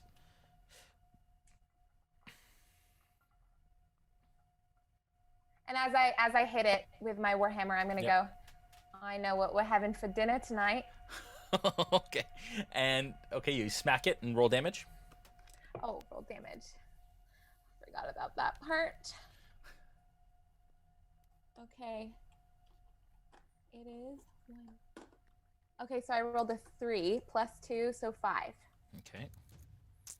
5 points of damage. Got it. Okay. And because you're behind him, he didn't really feel you come behind him as he's focused on fighting Snow. And you bring your hammer down basically mid-back as you hear ribs crack in his back, and he screams out in pain.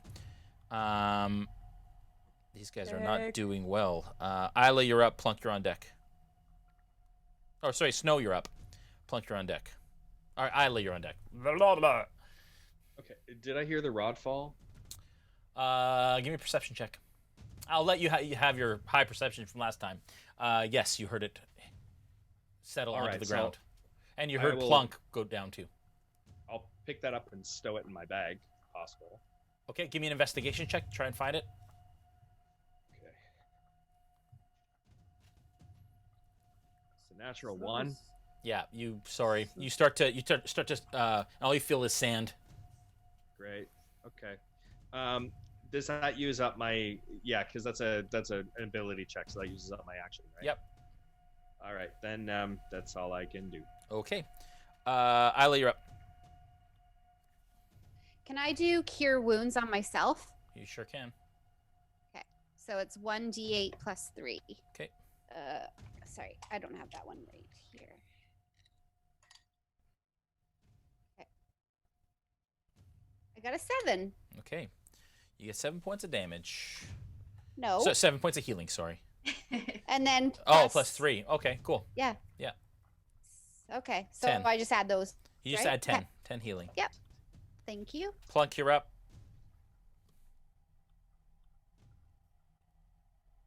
You're muted. I'll roll my first death save.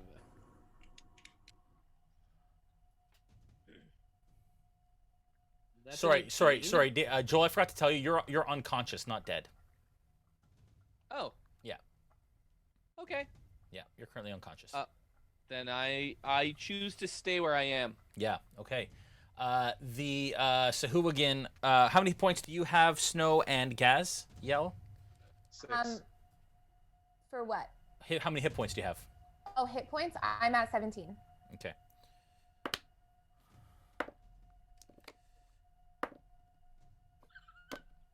Okay. The one reaches out with a bite to you, Snow. That's 5 points of damage. And then claws out at you again. Makes purchase. That's another 5 points of damage. 10 points of damage. All right, I'm unconscious. Okay. Snow goes down.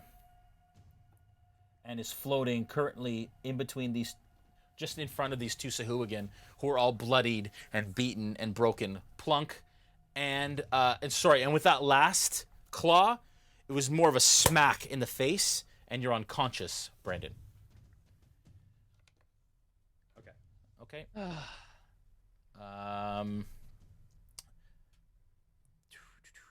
The other one Guys, is this was a fun campaign. the other one is going to turn towards you, Gaziel. Misses both of those. Hits that last one. That is going to be 2 points of damage to you, Gaziel. Okay. And the last Sahuagin is going to attack Aella again.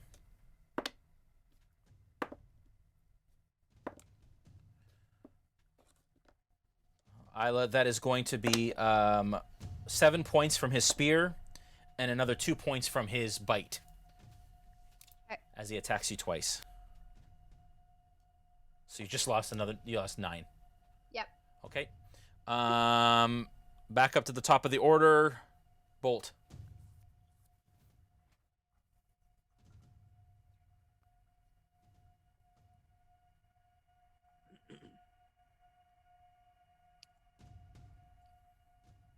He's muted.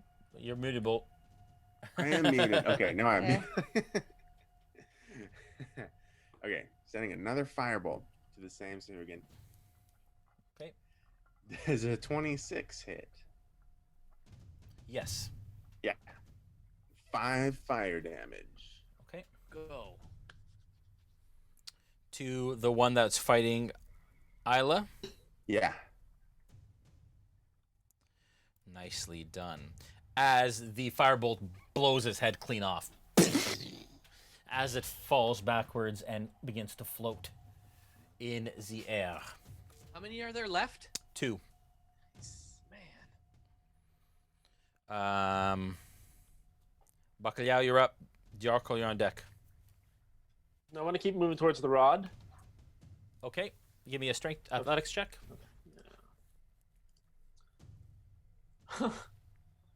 2. Yep. But I'll use my dash to continue to like crawl my way across the. Okay. You are roof. now beside Bolt. Okay. Dajarkal, you're up. Gaz, you're on deck. I am at 1 hit point and no spell slots, so I will keep at a distance and hurl a thorn whip at him again. Okay. At the one that I hit last time. Okay. Can you give me a perception check? Sure. 22. With the 22, in the distance, you see movement that looks like sharks. No! Jason! I think I'm done. It's okay. Okay. Can I just before I cast Thorn Whip, can I just yell, we have to get the F out of here? Yes. Okay, so that's what I'll do. Yeah. And then I'll hurl that Thorn Whip at him. Okay. 21 to hit. That's a hit. And Well, you're hurling the thorn whip at when the Sahuagin or the sharks? Because the sharks are far. They're in the distance. No, not the okay. sharks. Okay. I am done with Okay. sharks. Okay. The Sahuagin. Okay. At the Sahuagin. Okay. I'm hoping it. Yeah, that hits. The Yeah. later days before the sharks get here. Yes, that hits. Okay. And that was, what did I say, 4 or 5? I don't remember. Should I roll it again? Yeah, please. I'll roll it again. I didn't catch it. 4 points. 4 points of piercing damage? Okay. On that one. Okay. Again, you whip out with your thorn whip, and the thorns from the whip dig into its flesh and pull flesh off its back, right over Gaziel's head. Snow, you're up. Aella, you're on deck. I'm unconscious. And you said we're not doing Correct. saves, right? Correct. And thankfully, you have helmets on, Thankfully. which is why you're not drowning. Oh, yeah. Aella, you're up. Plunkrawk, you're on deck. Well, Plunkrawk's unconscious too, so sorry. Go ahead, Aella. Okay, can you just tell me who I'm around again? Yeah, you're here. There's Yep. a dead Sahuagin in front of you. There are Dead. 2 Sahuagin here. Yep. And you yelled out, right, Dajarkal? I did. I Yeah, said, so "Let's- you we have look to get the around, F out of here." and you see maybe about 80 feet away that there are sharks closing in. And where is Here's everybody? the rod. And with that 24, Dajarkal, you notice that they're actually just regular sharks. So not these abominations, but they look like regular sharks. You know, still, I'm okay with getting out of here. Oh, I'm not saying it's a I'm good. alright. I'm not saying it's a good thing. I'm just telling you the information that I have. Okay, so Aella, sorry, what do you do? Where's everybody else? Yeah, so Bolt. That's Bolt. Yeah. Bacalhau. Yep. Snow and Plunkrawk are down here. 2 Sahuagin with Gaziel behind her, and Dajarkal's up here. Yeah, and Snow is unconscious. Yes, Snow Can and I- Plunkrawk are both floating unconscious. Okay, so can I go to whoever I'm closest to and cure wounds? You can absolutely try. Give me a strength athletics check, please. Okay. So I rolled a 4. That is not enough. As you try to push against this current, you're having a very difficult time doing that. I'll allow you to dash the 15 feet, though, Okay. if you want. So you start to continue to push against it. That's 5, 10, 15, puts you just shy of where Plunkrawk is. Okay. You're going to have to get to him next turn. Okay. Plunkrawk, you're unconscious. The Sahuagin will attack. It's going to attack. One's going to attack you, Gaziel. As it turns. It's not enough. Not enough. As it misses with both of its swings at you. The one, though, is going to meet you halfway, Aella, and get in front of Plunk and attack. Sorry, what's your armor class again, Aella?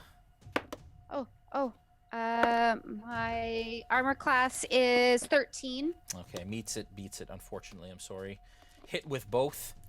Its bite is going to take 4 points off you, and its spear lunges in afterwards with another 4 points. Okay. Are you down? Yep. Aella goes down. And she is floating out in front of the... You are also unconscious, Aella. Not bleeding out.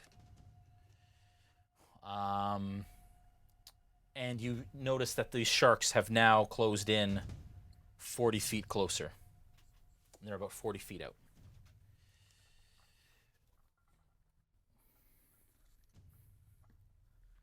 It's gotten quiet all of a sudden on stream. I don't know what's going on here. That's because most of us are dead. Or on the way. Okay. Bolt, we're back up at the top of the order. I'm gonna cast Firebolt at this Sahuagin that is right next to Aella and her floating body. Okay. 19. Yep, that's a hit. And 3 fire damage. 3 fire damage to the Sahuagin by Aella. And I would like to try to move close to get behind Aella. Okay, so you clip its shoulder, and then I'd like you to make a strength athletics check, please. Okay. 13. Okay. That is enough. So you can move 5, 10, 15. I'll put you right there towards Aella. Okay. Yeah. Bacalhau, you're up. Dajarkal, you're on deck. Okay. How far am I from the rod? Currently, you're about 25 feet. Oh, jeez. I would like to try to move towards the rod. Okay. Give me a strength athletics check. You know the drill. It's a 9. That's not enough. But I will let you dash. 5, 10. Yeah. 15 puts you not close enough for an attack from the Sahuagin, but puts you 5 feet out of its distance. Yeah. I'm not sure I want to move, actually. Okay. I might just want to witch bolt. Sure. So Bolt is near one Sahuagin? No, he's on his way over to the one that's near Aella, and then Gaziel's right beside the other one. This is the one that Aila's near, and this is the one Gaziel's near. Okay, I'm going to cast Witch Bolt at the one near my friend. Okay. Yep. Which one is that? Oh, yeah! 2. 2 points of damage? No, 2 to hit. Oh, yeah. That 7. dissipates in the water. Yeah. Okay. Dajarkal, you're up. Gaziel, you're on deck. I'm hurling another thorn whip at it. Okay. At the same one. Okay. Ooh, that is a 23 to hit. Okay. With 5 points of piercing damage. 5 points of piercing damage. Okay. This time you come across it and it rips basically the skin off half its face. Sorry, 5 points or 6 points? 5 points. Yeah. And it's like it freaks out and starts to grasp at its face as its face, half its face is missing, and is right on the edge of life, just barely hanging on. Gaziel, you're up. Snow, you're on deck. Well, Gaziel, you're up. Okay, so with the Sahuagin that's near me, I'm just going to take another Warhammer shot at Yep, it. good. 15. That's a hit. And then my damage is 6. Plus 2. It's 8. Yeah, as it's going, blah, you come down hard, actually up, I'd say, because you're short. You swim up and you come down with your Warhammer as hard as you possibly can, and you smash its head. You hear a crunch as its head kind of explodes and goes limp. You have now killed that shark. Dajarkal, I would like you to make another perception check, please. Sure. Ooh, 22. Okay, with a 22, you notice that one of the sharks, as soon as that dies, goes and then turns around and swims off. So no, one shark's gone? Yes. Okay. I have a question before I move on. Yep. Is lay on hands an action or a bonus action? It'll say it right on it. I think it's probably an action. Okay, then never mind. Aella, you're up. I'm unconscious. And Sorry, you're unconscious. You're right. I can't breathe underwater when I'm unconscious. No, You have a helmet on. you cannot. I don't have a helmet on You don't have a helmet on. No. because I can breathe underwater and I didn't think I needed one. Yep, I forgot about We that. have an extra one. No, you don't. No, I'm Up on the wearing the ship. extra one. Currently, Aella, you are into death saves. I'd like you to make your first death save, please. Okay, so I use my 20. Yeah, 17. that's it. One success on your death saves. Okay. The last Sahuagin, in a last-ditch effort, looking around,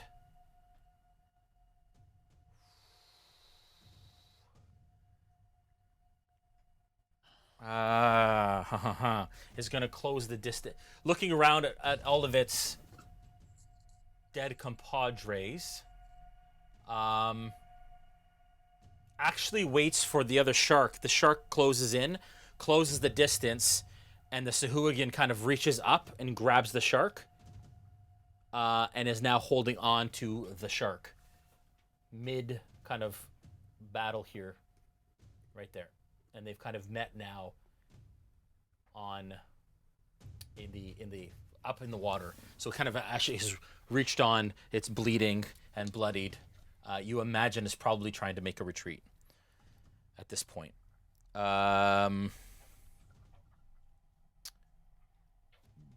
Bolt, you're up. Bacalhau, you're on deck. Okay. I go and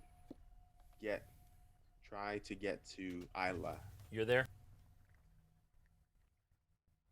Well, Um, actually, make a strength athletics check, please.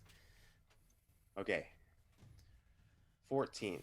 That's enough. You make it to Aella. You are standing over her now, and you can see that she is and she's choking, and you can see her chest convulsing. I pull out from my pack the little baby t-shirt she gave me. Yeah, I wrap it around her head, yeah. and all of a sudden a bubble expands around her head because I've used the infusion replicate magic item, half of water breathing.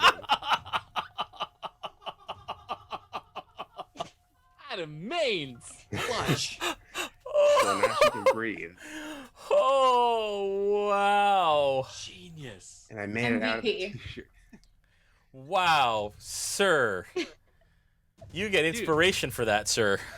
Yeah, that's crazy. Well done. So, you don't to replicate the magic item. You don't have to have another one, or you're replicating the breathing bubble that you already have. You mean? It's. Let me. Just if you Let can me go to it. just to make sure and see how that goes, because that is like, yeah, that's next level. I think we're good, right? Yeah, I think it's good. We're good. Let's move on. Just for the creativity of it, I'm gonna let it happen. I just have to pick an item from the table. So it was just whatever amazing, was available amazing. from the table. All of a sudden, you hear water kind of spurt out into the breathing bubble, and Aella, you are out of death saves, but still unconscious. Holy cow! Wow, dude. Seriously. All right, I'm so impressed. Let's never go swimming again. Bacalhau, you're For up. sure. Dajarkal, you're on deck. All right, I move towards the rod. Okay, give me a athletics check. Come on, dude. It's a Pass 9. one of these. Oh my god. Okay, I'll let you. Are you gonna dash towards it this time? I will dash towards it Okay, this time. 5, 10, 15. You are about 5 feet from it. You see it lying in the sand under Plunkrawk. Gaziel, you're up. Okay, so there's no Sahuagin near me right now? No, the only one, it's up like 20 feet from you, holding onto this shark currently. Right. I'm gonna go closer. Who's closer, Plunkrawk or Aella? Aella. One of the three. Fine. Plunk is closer to you. Okay, I'm gonna go towards Plunk and Okay. lay on hands. I'm gonna give him 5 lay on hands. Okay. All right, 5 points. You come to with 5 points within your bubble. Okay. That brings me to Plunk. Plunk, you're up. I turn around to Gaziel just to say like, thanks, and then I take my dagger and I. Where's the Sahuagin? It's up and diagonal from you. It's here. Okay. Yeah. Is it within range if I throw my dagger? What's your dagger range? I think it's. Sorry, I'm just. Oh, here it is. Yeah, it is 20 feet. Yes. 60 thrown. Yes. Cool. So I'll after having said thanks. Yeah. Thanks. I'll throw it to the Sahuagin. Okay. Give me an attack. Yep. Okay, so that's a 15. That's a hit. Nice. And that is 3 plus 2. That's 6 points of damage. 6 points. All right. As your dagger digs deep into its side. All right. And a gout of blood squirts out into the ocean water. That is your action. That Sahuagin then takes off with this shark. Oh. It moves 40 feet. Turns around this way and goes 40 feet. And up. With your dagger in its side. So wait, Jay. So Yeah. can we tell they're leaving now? Like they're escaping? Give me a survival check, or insight. Like, give me an insight check. Yep.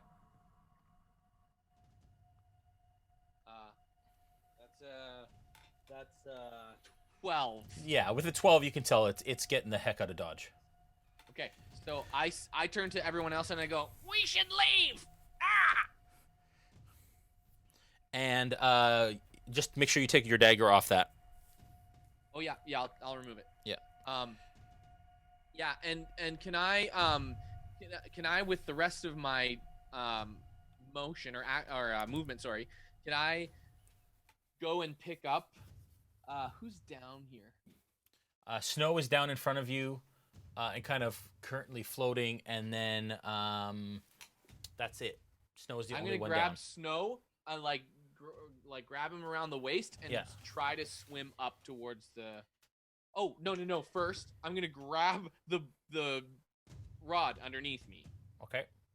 And then go and try to get snow and then go up to the surface. Okay, so Bacalhau, you're just out of reach, and then all of a sudden, It Plunkrawk took me 5 rounds to get to where I am. Plunkrawk picks up the rod, and he grabs Snow. Plunk, I'd like you to make a strength check, athletics check with disadvantage. With disadvantage? Yeah, trying to pull him up. Yep. Luckily, it was hard to get down, but the current is actually pulling you up, so it's actually helping to whatever. So go ahead. So yeah, that's a 2. Yeah, that's not but enough. with my strength modifier weight, it's a 1. Okay. So yeah, you try to pick up Snow, and you can see Plunkrawk. You guys can see Plunkrawk trying to like lift him, not quite working the way that he had hoped it would.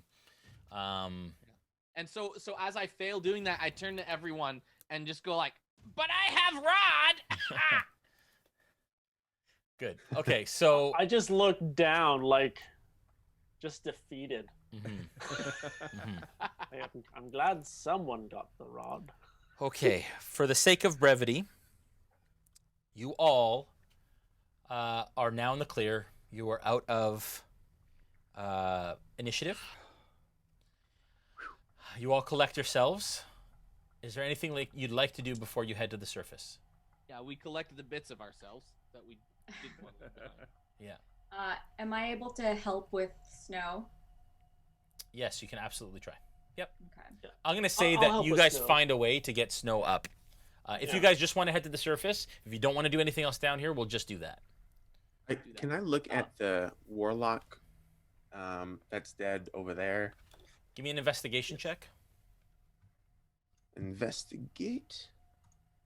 I actually would say 25. We should bring her back for the master for 3 earrings.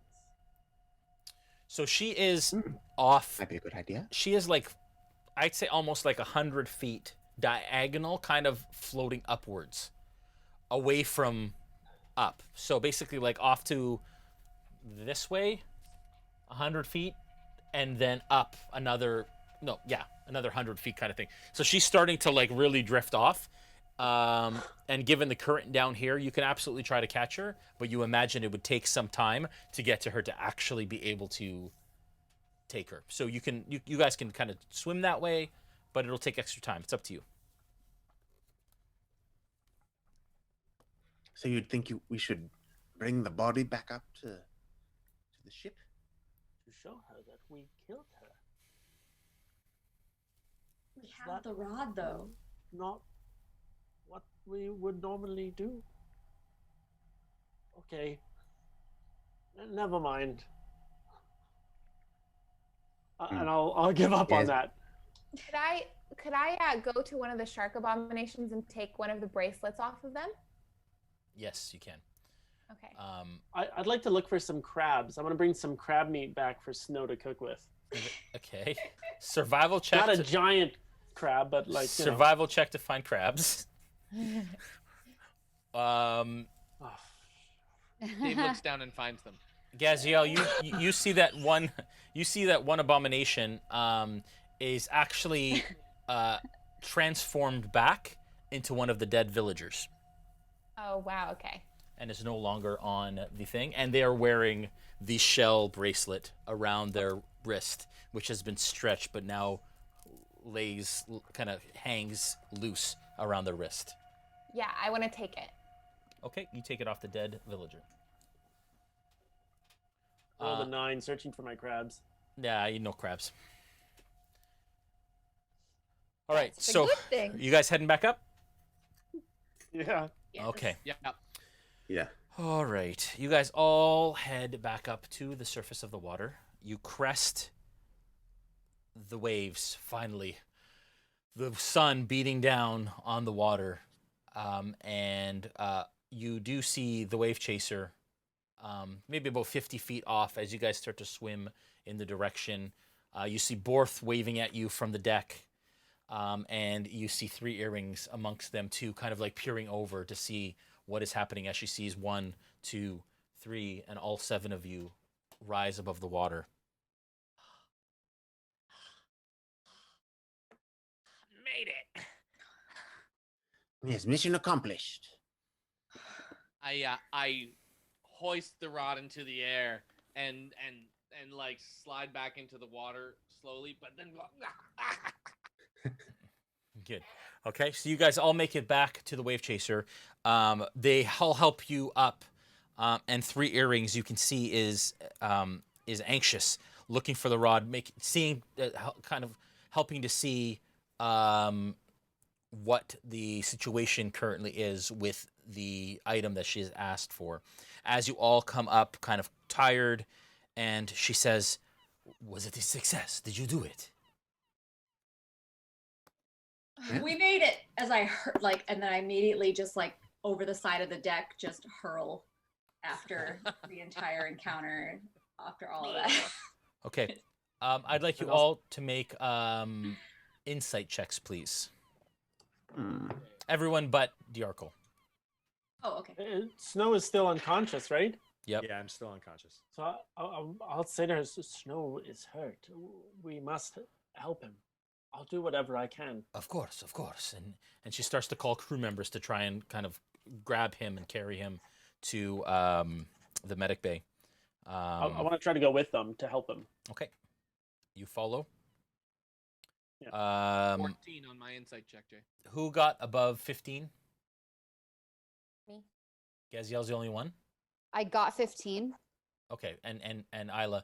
Both you and Aella notice that when Dajarkal yells out that 3 earrings looks at her and squints her eyes, displeased. But you guys, you two notice that. Nobody else notices that.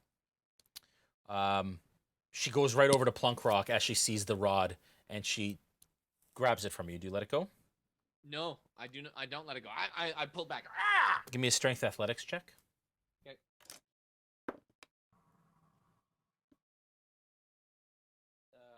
17 minus 1 is a 16. Okay. So as much as you try, she grabs it from you, and she says, "This is why we came. What are you doing?" I don't know. So she has the rod, she stuffs it into her belt, firmly into her belt, and she looks around at everyone and she says, "Is everybody okay?" I want to. So you said the captain looked displeased at Dajarkal? Yeah. Okay, so I want to say, "Hey, you. What's wrong?" Can At you the tell me- captain? Yeah. Give me a persuasion check. Persuasion. Okay. 13 plus persuasion plus 4, so 17. Okay. She looks at you. She says, "What do you mean? I don't understand what you mean." I saw you look at Dajarkal with a very displeased face. I'm just confused as to why you made that face after we fought for you. We fought for this rod. She turns to Dajarkal and she says, "I asked her to keep Snow safe. She failed." Well, as I finish puking over the side of the deck and wipe my mouth. Well, we almost all died, but we didn't. So I would say, and we got your rod. So I would say let's not complain over things that could have happened. Snow's gonna be okay. I don't know what more you could ask of us. And as Dajarkal is talking to her, can I sneakily grab the rod from her belt? Okay, give me a sleight of hand check. I got a 6. Okay, so you kind of come around her, you go to grab it, and she feels it, she puts her hand on it, and then she goes and she puts her hand on her sword. And she backs off away from you, and she looks at you and says, "I don't know what you are planning or what this is about." And immediately, some of the officers in the crew begin to kind of come beside her. "What are you trying to do?" So I'll just quickly jump into the middle of them, and I'll go, "It's okay, because we got the rod. Sing hey, hey, everybody, we got the rod.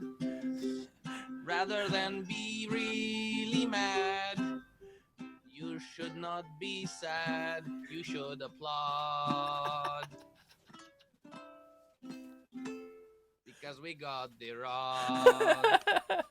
Very nice. Very nice. Give me a performance check with advantage, please. Alright. Okay, with advantage, that's good, because that wasn't that one. Four? Okay. Does 4 do it, Jay? No, it doesn't. But I'd like to also make a persuasion check, please, with advantage. Okay. Okay, that's a 19. Okay. With advantage is 24. So yeah, so 24. Okay. Right? So after the song, everybody kind of looks at each other like that maybe wasn't the best performance, and obviously a hastily kind of created performance. But you notice that Three Earrings kind of settles. She puts her sword, kind of lets it go back into its scabbard, still holding firmly onto the rod with her left hand, and she says, "We are all very obviously on edge from what has just happened. I understand. We will speak soon. Please rest up. Keep yours safe. And we will discuss further what happened in my quarters in a bit, okay?" Okay. And I turn to the team, to my crew, and I say, "Enough battle for one day." That's a very good point. I agree with you. I agree. I'm just kind of upset. That's all. Altogether, I believe this was a successful mission. And we all came back in mostly one piece. We do have the rod. And the people who are trying to attack us, if we can call them people, are no more. Except for that one that got away. But he was a small one, so... We're all alive and so tired and surprisingly hungry. But I think, I don't know, I think whatever misunderstanding we just had will be resolved after we all just rest a bit. I hope so. Okay. I hope so, too. All right. So over the next hour or so, you lick your wounds, kind of. The ship sets sail again. You're all made aware that the next stop obviously is Darktoe, as that is where the rod will be taken to be fenced, sold obviously, and then given. Then you will be given your cut of the sale of the rod. Within an hour, those that are unconscious come to. Obviously happy now to be on dry, not land, but deck, and kind of safely on your way to a ship. So I would give all of you can have a short rest if you'd like. At this point, as you kind of rest for the next hour or so. At that point, you guys all are called back up for dinner, as somebody else has taken on Snow's responsibilities for cooking. It's kind of a hastily sort of made beans and bread sort of meal, but you're happy to have it. The rest of the crew has great respect as you kind of pass everyone. You can tell that they are super impressed with what you were able to do, and even some of them, you can tell, some bets may have been made on whether or not you'd make it back, between some of the crew members. But obviously everybody is fairly pleased that you were able to come back. You haven't seen the captain since you went into her chamber. And Snow, you are, as soon as you kind of come to, you are beckoned to the captain's chamber. Okay. I'd like everyone to take your earphones out, please.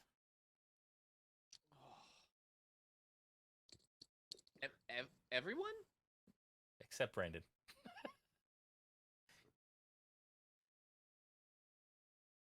My brother. Sister. I am glad to see you safe. I'm glad to be safe. My heart broke when I saw your limp body come to the surface. What happened down there? It went wrong from the start. The more of those abominations were down there waiting for us. We were overwhelmed quickly. She had powerful magic. But myself and Plunkrawk, and also with the help of Bolt, she is now dead, and we have the rod. But unfortunately, her minions, they stopped me before I could finish the other task. I imagine that is what happened. What do you suggest we do? And just so you know, my brother, when Dajarkal was up here, and I asked for her to join you, to prove herself after bringing the Clovis Concord to us, I asked her to keep you safe. That was my task for her, and she returned with indignation and disrespect. She failed in that, and she failed to be a loyal crew member. So what do you suggest I do? She fought hard. She saved lives down there. She didn't have to save us, but there were some of us that she brought back from the brink, and for that, I cannot say that she must die. I was loath to do it myself, to be honest. There has already been so much bloodshed. But should you wish that she die, I would suggest poison. I can arrange it in a meal. We've done it before, sister. We can do that again.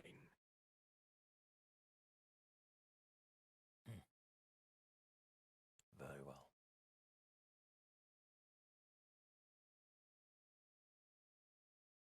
Let me think on it. My suggestion was going to be to ask your group what we should do. I will speak to them then. As for my take, I believe she deserves one more chance. We'll see what they have to say about it. Maybe bring them back here now, and we will have a conversation. I shall fetch them right now.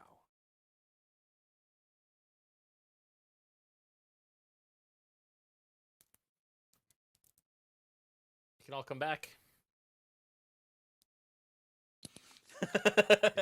We just see your chest and your arms. Oh, sorry. Sorry. Like, Oh, man. I got to get a webcam because the Zoom call isn't what you... Okay, thank you. Sorry, I need everyone. Oh, yeah. I need everyone but Dajarkal, actually.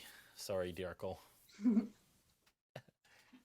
You are all beckoned. Everyone back on? Can Adam hear? Adam, can you hear it? Yeah. Adam, can you hear Okay. me? You are all beckoned, minus Dajarkal, back to the captain's chamber. As you enter, the mood in there is solemn, with her and Snow standing by her desk. The rod is on her desk. And she offers you all in to come in. She has the door closed behind you. You have accomplished a great thing today. I am incredibly impressed with your abilities. Thank you. Snow has told me of your heroism. He has told me of the things that you were able to accomplish. And you have my sincerest gratitude. By now, you know that things aren't necessarily what they seem on this ship. You know that I am a member of the Revelry, perhaps by now. A pirate, as is Snow. We do what we have to do against the corrupt Concord. You've made your choices and you made them well. And you will gain reputation and money from this, from what you have done today. I am willing, for those of you that would want to offer induction into the Revelry upon us arriving in Darkto.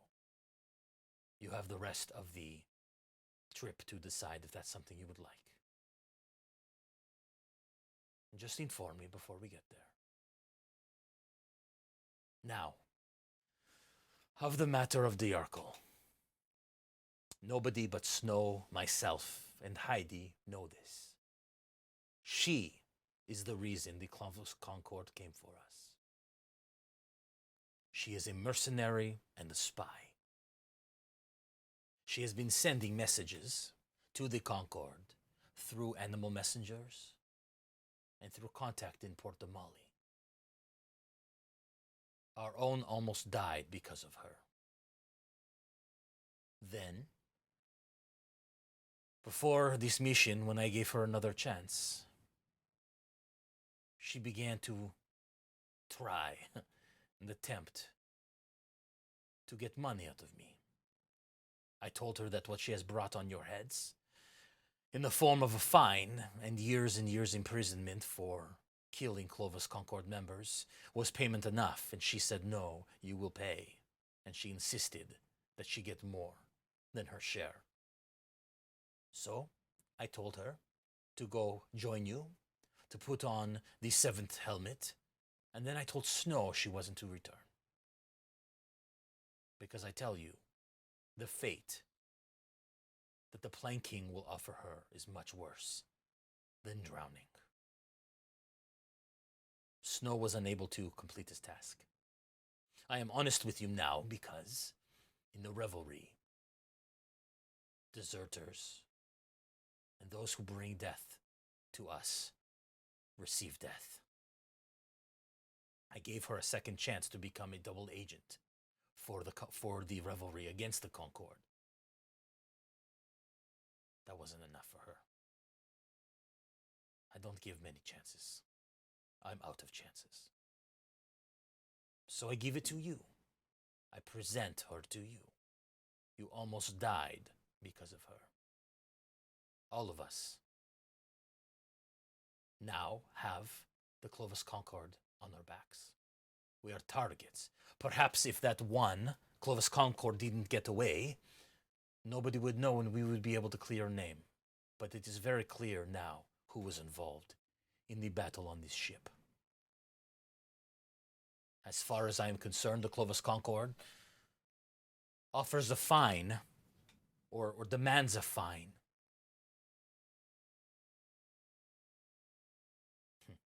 of 5,000 gold per death. 10,000 if it is a Clovis Concord member. That is 8 counts of 10,000 gold on your heads. It is 5 to 10 years for death on the Menagerie Coast. Imprisonment, it is double for a Clovis Concord member. There is 8 counts of death that she has brought for us defending our ship. What say you? I'm hungry.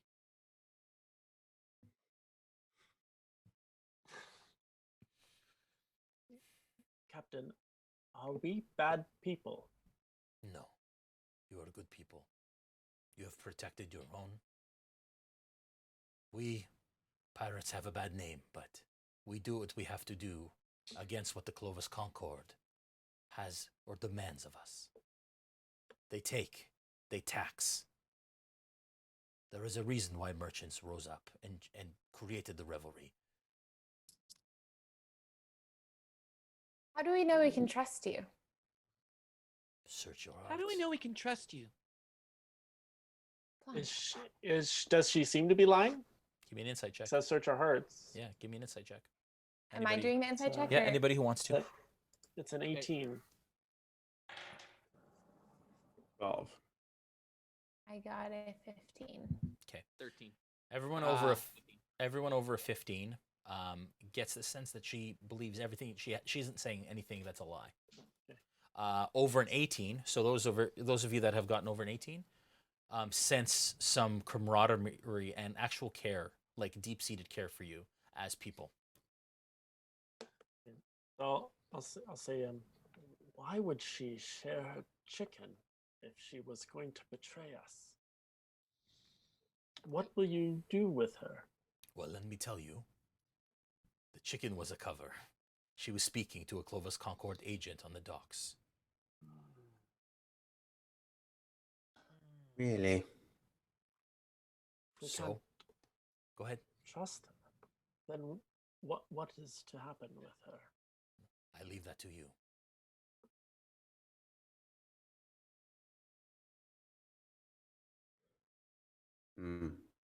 If you ask me, this level of betrayal is almost unforgivable. As a matter of fact, I think it might just be unforgivable. Would it be Whatever we end up possible doing, to- I think she can no longer be part of our team. At the very least. The Clovis Concord. Any traitors are sentenced to death. I tell you that now. Shall we not do the same? I go up to the captain and I pull on her robe arm and I say, "She pulled me from water." Perhaps. And she's a mercenary. Mercenaries do what they have to do for money. I get that. I understand. But I cannot show weakness in front of my crew. Well, we must protect the innocent here on the ship, and if she's going to put us at risk, then I think, just like Bolt said, it is unforgivable. So what do you suggest? Fine, you don't forgive. I forgive. Would we speak with her? Let's give her a chance to speak her mind and tell us the truth. Fair enough. Yeah. If she takes arms against you, it will force my hand. It would force all of our hands. We would know. What would we do if she told us the truth, that she was playing us this whole time? It seems like we already know what the truth is. Sometimes people think they're doing good, but they're not. And some people just do good for themselves. Let's ask. I think everybody does what's good in their own mind. But not everybody's own good intentions lead to death. There are pirate. But the deaths that her good led us to was all of our enemies. Were they enemies? Yes, of course. The Clovis Concord. That did not have to happen.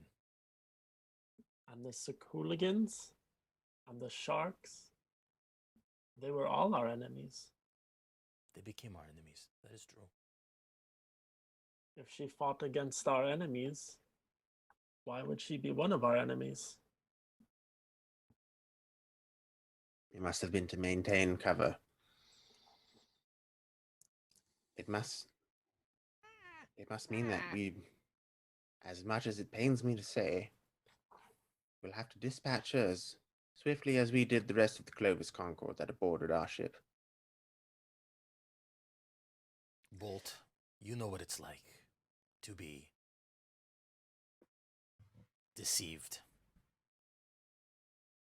You understand what the pain of traitor brings to a civilization.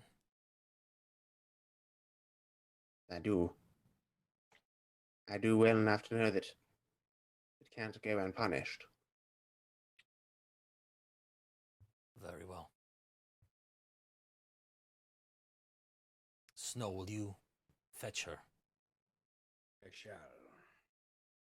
So I go to her. Okay.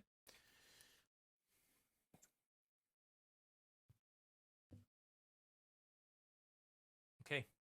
Dajarkal, snow comes down to you in your bunk where you've kind of set up in the hold. Snow? How are you feeling? I have been better, but energy is returning to my body. Thank you for asking. How are you after the battle? I could really use some sleep. I think we all could. Yeah. I'm glad you're okay. As am I with you. 3 Earrings would like you to join us all in her quarters. Right now? Yes. Okay. Let us go. You guys head up to the top deck. You walk across the deck. The door to the 3 Earrings cabin opens.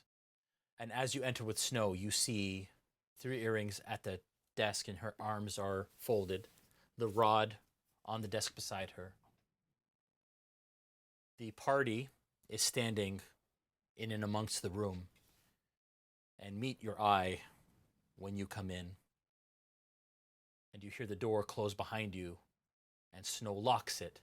And that's where we're going to end the session for the evening. Oh, come on. Oh my gosh. oh. Wow. Yeah. Oh, it's so Cliffhanger. Cliffhanger. Oh, it's so good. So good. Thank you, everyone, for watching at home. We do have a couple things to do before we go. The first one is to announce the first seat in the private Wildemount game. That will be DM'd probably by myself or Brandon when we decide. I think if Brandon's up to it, that's cool. But we haven't quite discussed it all yet, so we'll figure that out. But this will be a one-shot in Wildemount. It'll be an elite member of or elite group of pirates from the Revelry that will be doing a covert mission on this one-shot. So this is the first seat that is available, and that first seat is Night Road. Night Road. Night Road is a tier 2 sub. He is an officer, or she is an officer, and congratulations, you have the first seat. We will PM you, or you can message us and let us know, and we will figure it all out. We will play this game after 4 weeks of having people. And now we will roll to see who the winner of the dice spinners are from Mithril Armory. And Josh is probably doing that right now as we speak. While he's doing... Oh, there we go. Redbeard, didn't Redbeard already win spinners? Redbeard in 84. You may have already won spinners, but you may have been the winner of them again, I think. What do we do, Joel? I'll check. I'll check. Nope. Okay, good. Redbeard in 84. Congratulations, you are the winner of some dice spinners. And you can PM us your name, email, and phone number, and we will get those to you when they ship. Which I think is early to mid-June, Joel was saying, which is very, very exciting. Tomorrow night, behind the screen with James Hake, the writer of a lot of the Explorer's Guide to Wildemount, including the Tide of Retribution, which is the adventure we just finished. We are through the first mission and only mission that we will be running directly from the book. From here on in, we will be writing the missions with the adventure guide as a backdrop to what we have. We have so much fun stuff in store, guys. It is going to be epic and awesome, and I cannot wait for the future of this campaign. We're still figuring out if we're doing 12 or 13 episodes. We may do 13. Haven't quite talked to the cast about that yet, but with timing and all of the kind of virtual shows that are happening in June, we're trying to work it out so that we get as much Wildemount action as we possibly can to all of you folks. Which will be freaking awesome. Also, I was going to say something else. Players Table on Thursday with Joel and maybe one of the other members of the crew, Joel. Yep, it'll be one of them. It'll be one of them, and we will have a great time doing that. We want to thank Noura again for being on the stream as usual. She's been doing so anytime, wonderful. you guys. I have so much fun playing with you. And of course, you'll be on the next one if you can, a week today. Yeah. And it's gonna be fun. It's gonna be awesome. I saw a lot of concerned faces. So it should be interesting. is definitely the way that it'll probably go down. Definitely interesting. Again, if you enjoyed what you saw today, consider joining the Revelry by subscribing at tier 1, 2, 3, or your Twitch Prime subscription. Thank everybody for your subscription so far, and all the pirates that have already joined the Revelry. You can check out all that information on our Discord. Links are in our chat. Thank you so much for that. You guys are level 3. Congratulations. You have reached level 3. Yeah. I've been waiting so long. I know. You can level up now, but actually don't level up yet. Oh, wait. Yeah, level up now. It's fine. You can use those stats until then. But again, your special features and traits that you get, some of you get 3rd level. Brandon gets something, and Bolt gets something, and Gaziel gets something. You guys get, and Plunkrawk actually gets something significant. 2nd level, Aella and Bacalhau already got your crazinesses at level 2. But we're going to hold those features and traits again until we narratively work them into the story at the beginning-ish of the adventure on next Monday. A week today, we will be back, episode 8 of Tides of Wildemount. Thank you everyone for watching. Thank you so much again to our new partner D&D Beyond. We are now powered by D&D Beyond, and we're so stinking thankful to them and Sirenscape and all our other product sponsors for the ongoing support. Have a good one, guys. See you in a week. Bye. Bye.